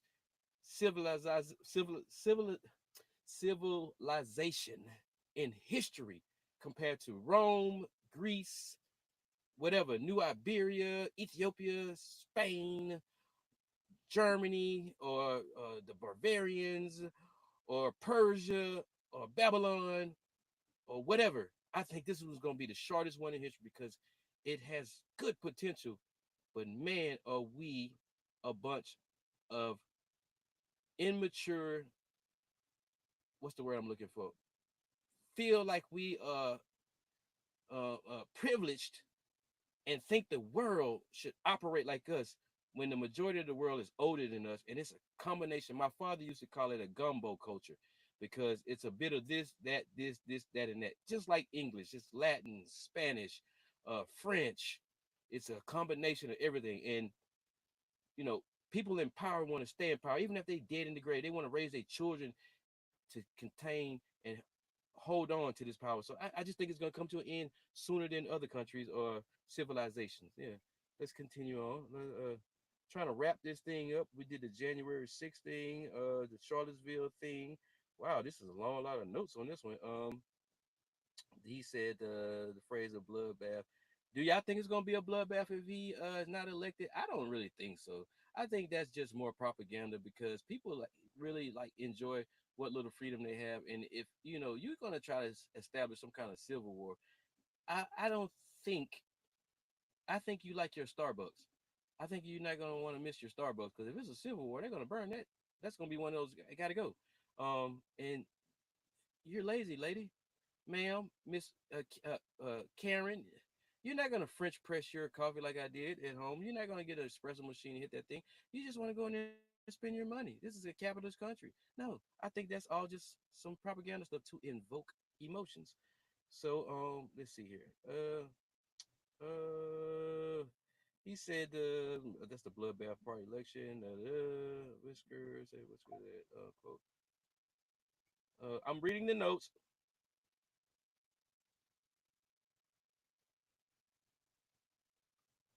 Okay, he did close out with that part about we need better elections and better borders. I could go down a rabbit hole about this whole thing. I seen one of the Nation of Islam famous guys. I don't want to use his name, but you know what I'm saying. He said that we are the only ones that use the word voting or vote versus those people. They don't say that, but I could go down a rabbit hole about the electoral votes and the popular votes, and the popular votes doesn't really stand on worth anything. So I don't even know why we be arguing over who you're gonna vote for because it's all about the electoral. And I still have been doing research about the electoral votes, and I don't even know who the fuck those people are or who, you know what I mean? Like for real, that's who really matters. And so I got friends that say they already know who's going to be the president, and they just doing. I do feel like this is just a shit show because in college I took sociology, and it says that we are actors and that we have props and costumes, and that we're only ourselves when we get to the four-cornered room, and it leads you down this rabbit hole about cognitive dissonance, being that once you find out the truth, you don't want to accept it, so you believe a lie, and that's when you suffer from cognitive dissonance. So also that puts the politicians in a stage or as an actor, so they have to pretend like they care, because once we found out that they don't really give a shit about us, that will destabilize the whole country, and you have flat out anarchy, and it's just a collapse. So they have to do these things, in my opinion. They have to pretend like they care and make it like they really go off each other's neck and everything and throat. But I do feel like in sociology and researching about all of these different ideologies, like it's just acting, And let's find out about this electoral thing. Here we go. I need to know about the electoral votes. Who are these people? Literally. I bet she don't even know. Electoral voters, also known as electors, are part of the United States Electoral College, which is the body responsible for officially electing the president and vice president. Here's a breakdown of who these people are and how the process works. 1. Electors. Electors are typically chosen by political parties in each state ahead of the general election. Each state has a set number of electors, equal to its number of representatives in Congress, which is the total number of senators and House representatives. For example, a state like California, which has a large population, has 54 electoral votes, while smaller states like Wyoming have 3. 2. Selection. The selection of electors varies by state, but generally, electors are loyal members of the political party that won the popular vote in that state. So if a candidate wins the majority of votes in a particular state, the electors from that party are chosen to cast the official electoral votes for the state. I was so wrong 3. about something. Role of electors. On election day, when people cast their vote for president, they're actually voting for a slate of electors pledged to their candidate. The winning slate of electors then gathers in their respective state capitals on a designated date, typically in December, to formally cast their electoral votes. 4. Faithless electors. Electors are usually expected to vote for the candidate they are pledged to, but in some rare cases, faithless electors may vote for someone else. While many states have laws requiring electors to follow the state's popular vote, a few do not enforce this strictly. 5. Number of electoral votes. There are 538 total electors across all states in Washington, D.C. To win the presidency, a candidate needs a majority, at least 270 electoral votes. The Electoral College process is a bit unique compared to direct popular voting systems and has been subject to debate, but it remains the mechanism by which U.S. presidents are formally elected. So are these people chosen to be the electoral voters? Are they names and faces kept a secret? I don't even know who they are. No, the names and identities of the electors in the Electoral College are not kept secret. In fact, electors are usually publicly known figures, such as party officials, activists, or prominent community members selected by political parties. Each state has a process for selecting electors, and the names of those individuals are often published ahead of the general election. Interesting. Once chosen, electors are responsible for casting their state's electoral votes for president, and these votes are recorded and made publicly available. In some states, the names of electors appear on the ballot or are available through state election offices. While the process is transparent, electors generally do not receive much attention unless there are faithless electors who vote against their pledged candidate, which has occasionally happened in U.S. history. Okay.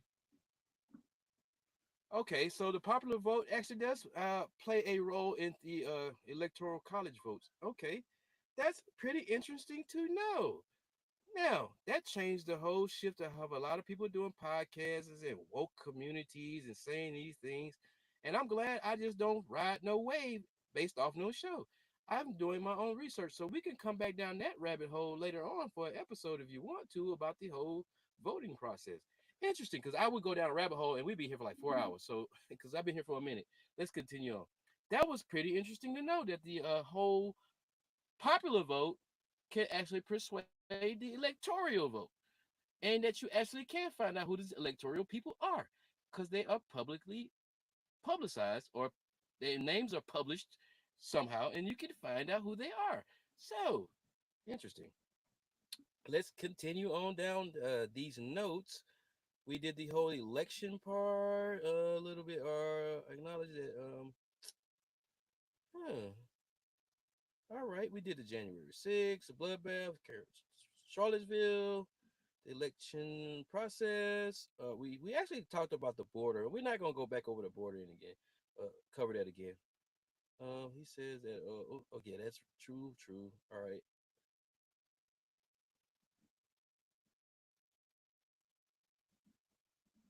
Oh, that was funny when she said he was fired by 81 million people. I think that's exaggeration because like some people voted for him, some people didn't. So he didn't get fired by no 81 million. I just ain't. Hold up, just simple fact. Let me see.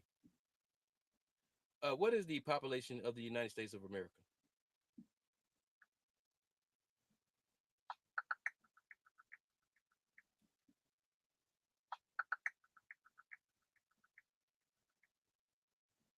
As of 2024, the population of the United States is approximately 345.4 million people. This figure Oh, represents steady growth over recent years and maybe continues he to make did the get U.S. fired by the 81 third million. most populous country in the world after China and India. The population is expected to grow further in the coming years. If you're looking for more detailed or specific breakdowns by state or demographics, the U.S. Census Bureau provides live updates. Okay, maybe he did get fired by 81 million. Shit. Fucking well. Hey, but we here now. Well. Let me see. These all over the world. Oh man, that's another rabbit hole. I ain't even go into that old bashful thing about bashing each other. Like, oh, the leader said this and the leader said that. I wasn't there. I didn't hear the leader say all that. I don't know if she's lying. I don't know if he's lying about how he says he speaks about the leaders and the leader of what was the president of was that Hungary. I'm not gonna go down that rabbit hole. But the next one is a very touchy one. The Israel-Hamas war. I did do some research about Hamas, and there goes some scammers calling me. Man, I hate the fucking guys, man. Like, get a life. Sometimes I feel like if I could just find them, I would take a hammer and bash their hands that they use to text and call numbers, because they don't have nothing really going on except taking money from people. I mean, I know that's kind of a thing for some people, but if it's one thing I don't like, it's scammers, bro. I hate them like with a passion, for real. I really wish I knew where they was at in their little house or their little closet or whatever they at, and I just come out of nowhere with a old school wooden handle hammer with that cast iron and just pop, pop, pop, pop, pop, pop, pop, pop, all their fingers, man, all of them. I am fed up with them calling my phone every day, bro. And then I heard something where they hear your voice, they use an AI to record your voice, and then they try to get more information. Then they try to act like they get in your account with you with your voice. Fuck them. That's my opinion. Continue on. All right. Let me see. She speaks on what happened in Israel almost a year ago. Yeah, I know about that. She said the war must end. Um Trump said she hates Israel. said this administration stopped the Iran ban, and now Iran has money. She says as he's lying about the hate Israel. She says he admires dictators. She said so she said he said to Putin that he can go into Ukraine. She said he sent love letters to North Korean president. That's why I don't want to go down there. That's just a he say, she say, he say, she say. Man, but what do y'all think about the whole? Like, I understand about the whole the Israel thing, but a lot of people in my diaspora, they don't know about the establishment of Hamas. They don't know about the funding Hamas. They don't know about the whole Iran ban. They don't know about the whole Iran thing. They don't know what Zionism is. A lot of, I mean, some people out there in my diaspora do, but I'm talking about as a collective, as a mass. So that could go down a whole rabbit hole. They don't know about the whole origins of the Palestinians. That's a whole another thing. The whole tribe of Judah, Judaism, Jews, Jewish, um, the whole origin of the word Jew, the origin of the word Jewish, etymology. That will take a lot of a show to break down all of that. And so I could just see how they was just tap dancing around the surface on this Israel Hamas war, because a lot of my people in my diaspora, they like, oh, Israel needs to stop bombing the Palestinians and all that. But I do have a friend, and he said something that hit home for me. And one thing he did say home for me is that when Palestine was peacefully living, they wasn't thinking about us black people in America. Then we was going through all that bullshit. So he was like, why should we be concerned with that? And so I was like, wow, I never looked at it from that perspective. So what do you think? You know, because like I'm from a ethnic group, because I don't get down with that word race, because I'm not running nowhere shit. And if it is gonna be a race, it's like one world, and so it's one planet, so it's the human race. So this is all these play on words and these things to get your emotion invoked. So I don't like really touch down on that one. So maybe I can make a full circle, because this war is still going on. It started October last year, and it's October's right around the corner. And yeah, I don't want to go to he say, she say. And then the whole thing, she said 168 countries sending people.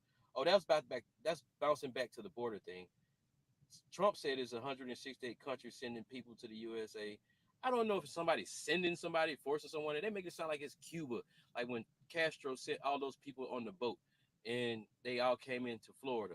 Like, that was a long time ago. The youth today, I'm sorry, but in my opinion, you young motherfuckers, y'all don't know anything about what's been going on in the last just 40 to 50 years, because everything adds up together as a collective to get you where you at to now, get you at today.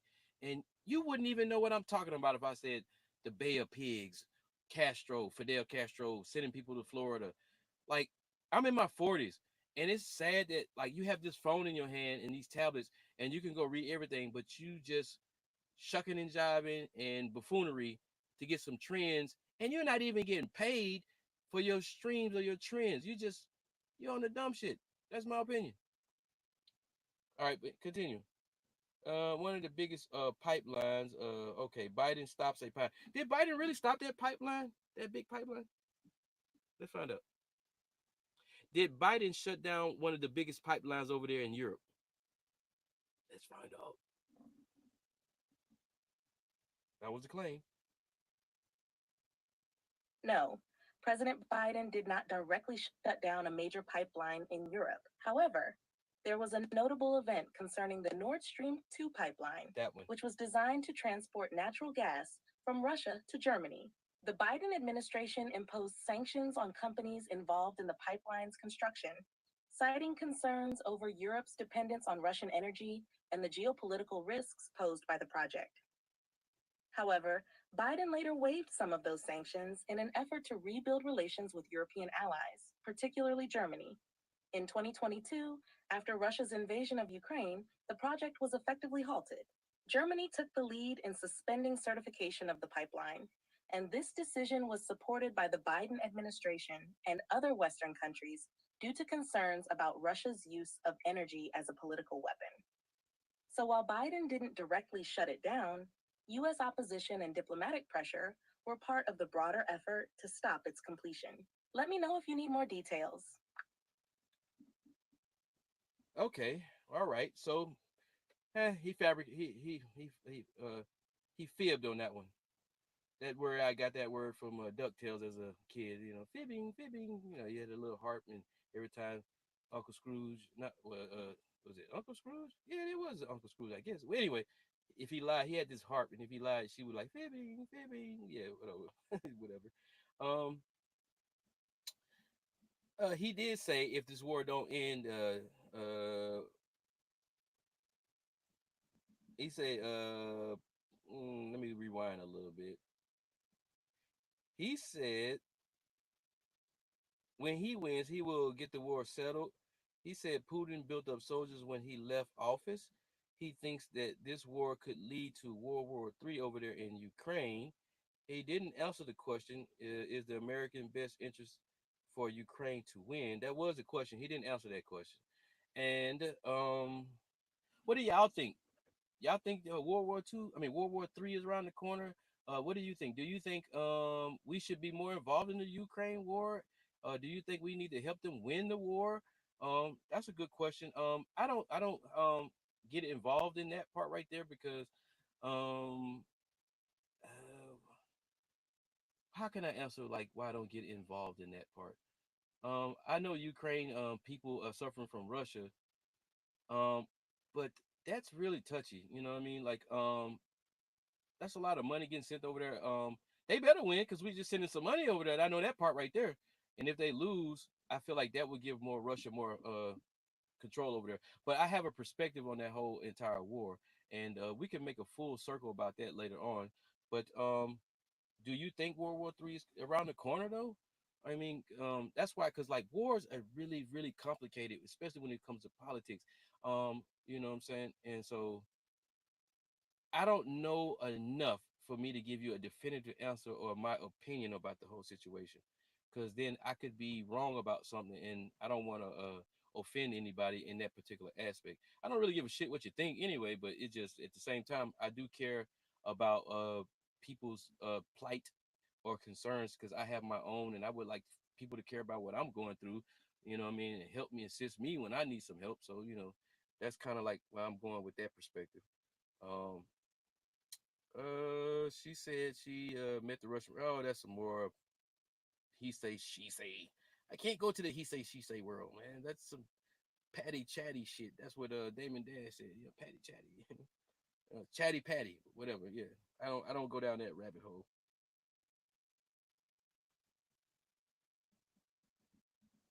Oh, he said if she get in office, she's gonna give up on the war. America's known to do that. After America's been assisting and funding long drawn out wars like the Vietnam War, we withdrew from that place and we withdrew from Afghanistan. They talked about that Afghanistan thing withdrawal too. What do y'all think about that? Because some people opinions is that the withdrawal was drawn up by Trump, but when they got in office, they just kept that blueprint and applied it when they withdrew from Afghanistan. I mean, but that's the he. I wasn't there. I don't work in government, so I don't know who actually did they use Trump's plan to withdraw Afghanistan, or did they come up with their own plans? And so this whole Ukraine thing, if they don't win, America is known for like after they feel like they spent too much money and they can't get anything out of that, or they feel like it's a lost cause, they will shut down the pipeline of flow of money. And that's when the enemy would just come in and rack up, you know what I mean? Just rack up, give me this, thank you. So, and then my thing is like, I'm an Army veteran, active duty Army veteran. I do not like, in my opinion, other countries getting hold to them M4s them A3s, A4 rifles, and M249 saws and 240 Bravos, because I trained on that shit. Those are nice fucking pieces of equipment and weapon. I don't want y'all to have that shit. That shit's what we're supposed to be kicking your ass with. That's my opinion about it, though. I don't want you to get a hold of no yeah, you're not gonna be able to keep up a Black Hawk, even if you got a Black Hawk. You don't have the logistics to maintain that flight of that bird. So I'm not worried about major equipment. Even if you got an Abrams tank, the only thing about the Abrams tank I'm a little bit concerned is like the technology in it. But then again, you don't even have manufacturing factories in those type of countries, so you can't duplicate this technology. You probably could sell the tank to China so China could see the secrets in the Abrams tank and the Black Hawk. That's my concern perspective about the heavy equipment part of it. But the small arms, I don't want you to have none of that shit. To be honest with you, but yeah, because and that's old news about the withdrawal from Afghanistan. Don't want to go down that rabbit hole neither. But and let's just push forward because I kind of like addressed that whole thing. Uh, my thing is, did hold up, this is the part that I really wanted to know about this getting some money from a mayor's wife in Moscow. That was said by him, and I want to know if that could be, but that's probably gonna be he say she say too, right? Because like, who the fuck gonna publish? Like, yeah, I gave Biden or Biden's son 3 million. Publish that, please. So you're not gonna really find out the answer about that. You know what I mean? Because that's like, if I was over there in Moscow and I was the husband and I was giving some money to somebody over here, I would not go to the fucking editorials and find me a editor or a writer and say, hey man, publish this article of me and tell them I gave that money to that person. Right? No, I wouldn't do it. No, no. So that's he says. So we're gonna push past that too. We did the Afghanistan. We're gonna push past that. Race and politics. Addressing her race, black. He said they were making a big deal out of her race. I do feel like they are making a big deal out of it. I do feel that. I do feel that. He said that he read what she wasn't black, and then he read that she is black. Now, see, this is where my diaspora splits in half, forks. This side don't give a fuck about what she said in the past, and if you could find anything that she's been classified as something other than black. And then this other and those side over there, they love that word black. They use that rhetoric. They don't have no concern about connotation, denotation. They don't give a damn about what their ancestors did. They say they do, but in my opinion, they don't give a fuck. They don't care. They don't care. They love that word black. They just rock with that shit. They rock with it. They don't want to know their ancestral heritage, their lineage, their bloodline. They don't want to know what tribe they belong to. They have established in their mind that they are black African American people. This side over here, though, they take seriousness on their lineage and their heritage, and they want to know exactly where they come from. They are the type of people that got that kind of rhetoric, like, no, I'm not black because black is, say, this case. Okay? Black is colored without hue. That's their rhetoric over there. And then they want to go into more deeper dives like FBA or ADOS, or they want to know African descendants of slavery, or they want to know are they Native Americans, and the Census Bureau lied and got their ancestors to change who their ethnicity is versus this bullshit called race. That is right there is a big split amongst us. You know what I'm saying? Because some people like from the Caribbeans currently now will use the word black and they would say that they was using it. That is such a long, drawn out dialogue and debate. And it's to me is division. That's how you split us up right there. Just simplistically, her saying that she's black, and 1 minute she's saying she's not black. If they found evidence, and I'm not gonna tell you what I seen and what my opinion is because I don't want to invoke y'all emotions based off what I know. And it's one thing about me, I don't get too fucking heavy in beliefs anymore. I want to know something, and once I know it, then I implement it into my every day-to-day life to help better me as a person. So, side on that subject, man, let's just keep it moving. Because that's what that was going on. What do you think though? How you everything I just explained, what do you think and feel about that whole split down the middle explanation I gave? Because it gets pretty serious with us when it comes to that particular subject. We get pretty rowdy about that shit. She speaks about division by race. She speaks about refusing to rent. Oh, we covered the whole rental thing. This was a good one. She speaks on Central Park 5. That's back to that split thing but I think that split is more, if it's 50-50 when it comes to Central Park 5, I think the majority of blacks on this side, they against Trump about this. But then there's a small section over here that I've encountered. I'm only going off my experience, y'all, because I don't have a survey machine and I don't walk around asking all the black people questions. But I did hear something that resonated with me. Is like, okay, yes, this man was put out this article in the newspaper, but one thing a lot of black people keep overlooking is the father who made his son lie and then believe in his child that he didn't do it just so he can keep his job. How do you feel about that part?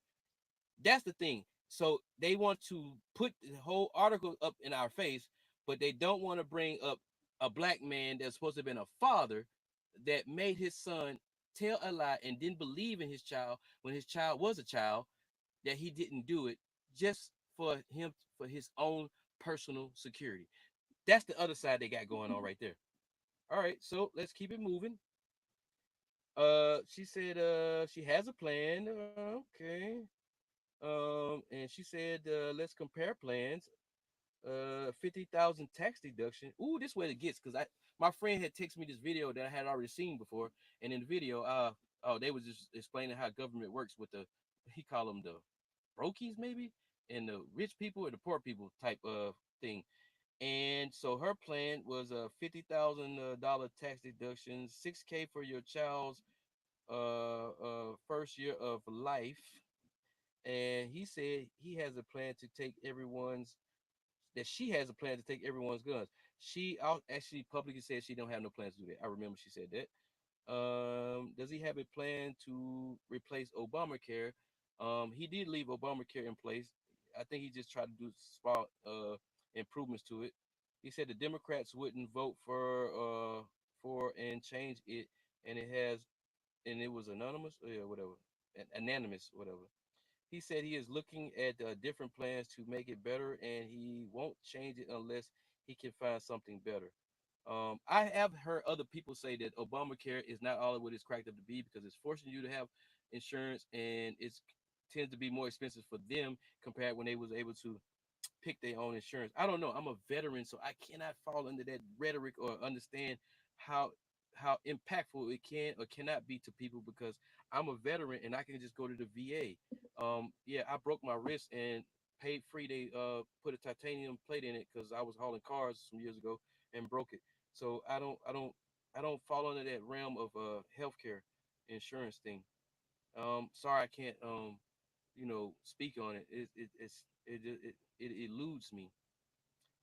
She said they strengthened Obamacare, and they negotiating for drug prices to go down. Private medical insurance, and she won't support it. She want everyone to be on. That's what he says. That's what he's saying. Okay, he's saying that she want everyone to be on government insurance. Do you think that she wants everybody to be on government insurance? And can somebody tell me what's like, since I don't have to deal with that insurance thing, like is it truly better to have private insurance? But my understanding from Obamacare is that, if you were, because I do remember before Obamacare, if you was a certain age, a certain illness, no one would insure you. So I guess that changed that on Obamacare. But is that going to be the same thing if you was able to get private care? So I'm tap dancing all around it because I'm trying to wrap this show up. I've been here for a minute. I'm ready to get rolling. I've drank all my coffee. I think this was pretty good that I used the AI to help you know, cover some of this stuff. And like, okay, another one. They was on climax change. Do y'all want me to do some Obamacare deep dive real quick? Um, they gonna. She got some of y'all broke motherfuckers when she said $6,000 for the first year when your child is born. She got y'all on that one. I already know. You want the 6 bands. You talking all that shit about, man, I'm tired of looking in them video when the black people talking about when Trump was in office, I got my check. That Breakfast Club shit, trash. Yeah, because I seen how they had the comedian there and he was making a joke. And me personally, I don't think they were saying the whole fucking 4 years he was in office. They was just talking about that particular moment. But this is the realm where you're gonna take my footage or take somebody say and chop it up and think that this is what they mean they say. No, no, bro. Just like when, oh, that's a rabbit hole. You almost got me going down it. No, won't do it. But they gonna get you with them $6,000. If she get like, yeah, ooh, $6,000. Hell yeah, my first year, I need that $6,000. I need. Hey, it's a capitalistic society. Get paid, people. Get paid. Um, let me see. Climate change. Yeah. She calls yeah, she said he caused change. Woo, the climate change. You think the climate could be an exponential threat? She says Trump lost manufacturing jobs when he was in office. How does all that have to do with climate change? But that's what I'm saying. When they was having this debate, man, it was all over the place, and not taking notes as they spoke. He says Biden. Oh, that's back to Biden's son got money from Ukraine, and they are afraid to go after China. Let's talk about Biden's son right quick. I had possession of a website, and this female friend I've been knowing for over 10 years, she found it because I sent her a video about his laptop and his phone because it was about the laptop. But guess what? It's actually a phone and a laptop. I sent it to a couple of my friends. But if it's one thing I noticed in my life, I have to shrink my fucking circle because what I like to learn is truth and facts. The people I fuck with, the majority of them, they don't care. They don't care. And I feel like a loner when it comes to these things. I was on that website. Oh my God, that man laptop and his phone had, man, he had porn. He had regular bank statements. He had just on a Chinook or a helicopter with his dad, to this, to that, to getting his flatioed, to this. I mean, it would take me a whole month without working because it had the little one page tab, 1, 2, 3, 4, 5, 6 at the bottom, and you click it and you can go to page 5. You could even download it one for one. You could download the footage, you could download the picture. They what's the word when they say they redacted or whatever? They, like, how they highlight certain things you shouldn't see, like his social security number and all that. But man, you could go in there and for hours and hours and hours. Yo, straight up, our president's son, one word: disgrace. We have nothing on him. I don't care if you a porn star, you got actually a good job because you getting paid to do what you do. He, on the other hand, and they even had text messages, and people helped me decipher his messages when he was trying to buy like meth and stuff like that. He would call it meals. Man, old story, old news. Man, that was a trip when I seen that. Bro, that was a trip. Woo! All right, let's climate change. Do y'all think climate change is a real thing? Me and my friend since a long time ago, we had debates in the past about that. He explained it. He used a reference of a car garage, and you park the car in there, and you crank it up, and you let the carbon monoxide build up in there. He said the climate is going to change, and so we are living in a planetarium, just like you buy a aquarium, and you have to have the right nitrogen and all that for certain fish, or they would die. So that got some validity to the climate change because we do use gas operated vehicles. We do produce carbon monoxide. So maybe, and but that's a whole conspiracy theory in its own self because you could talk about CERN, CERN. You could talk about the HARP, the little device HARP up in Alaska.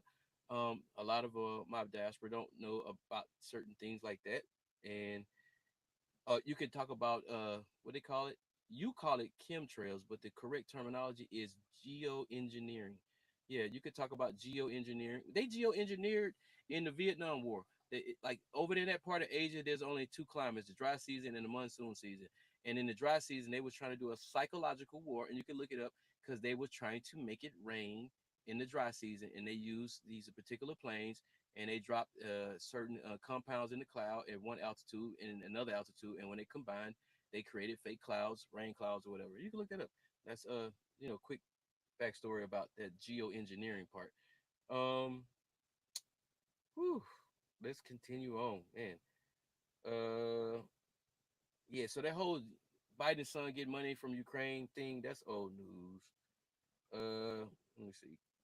Okay, they had closing statements, and I'm not gonna cover no closing statements. I think I did pretty much try to cover as much on that debate as possible. So look, thank y'all for coming to the Don Sirius Show. Uh, this was my first time actually doing a deep dive like this, and with the assistance of AI, I really appreciate y'all, and thank y'all for coming to my show today. This was a fly-by-night thing, but hey, check y'all out later.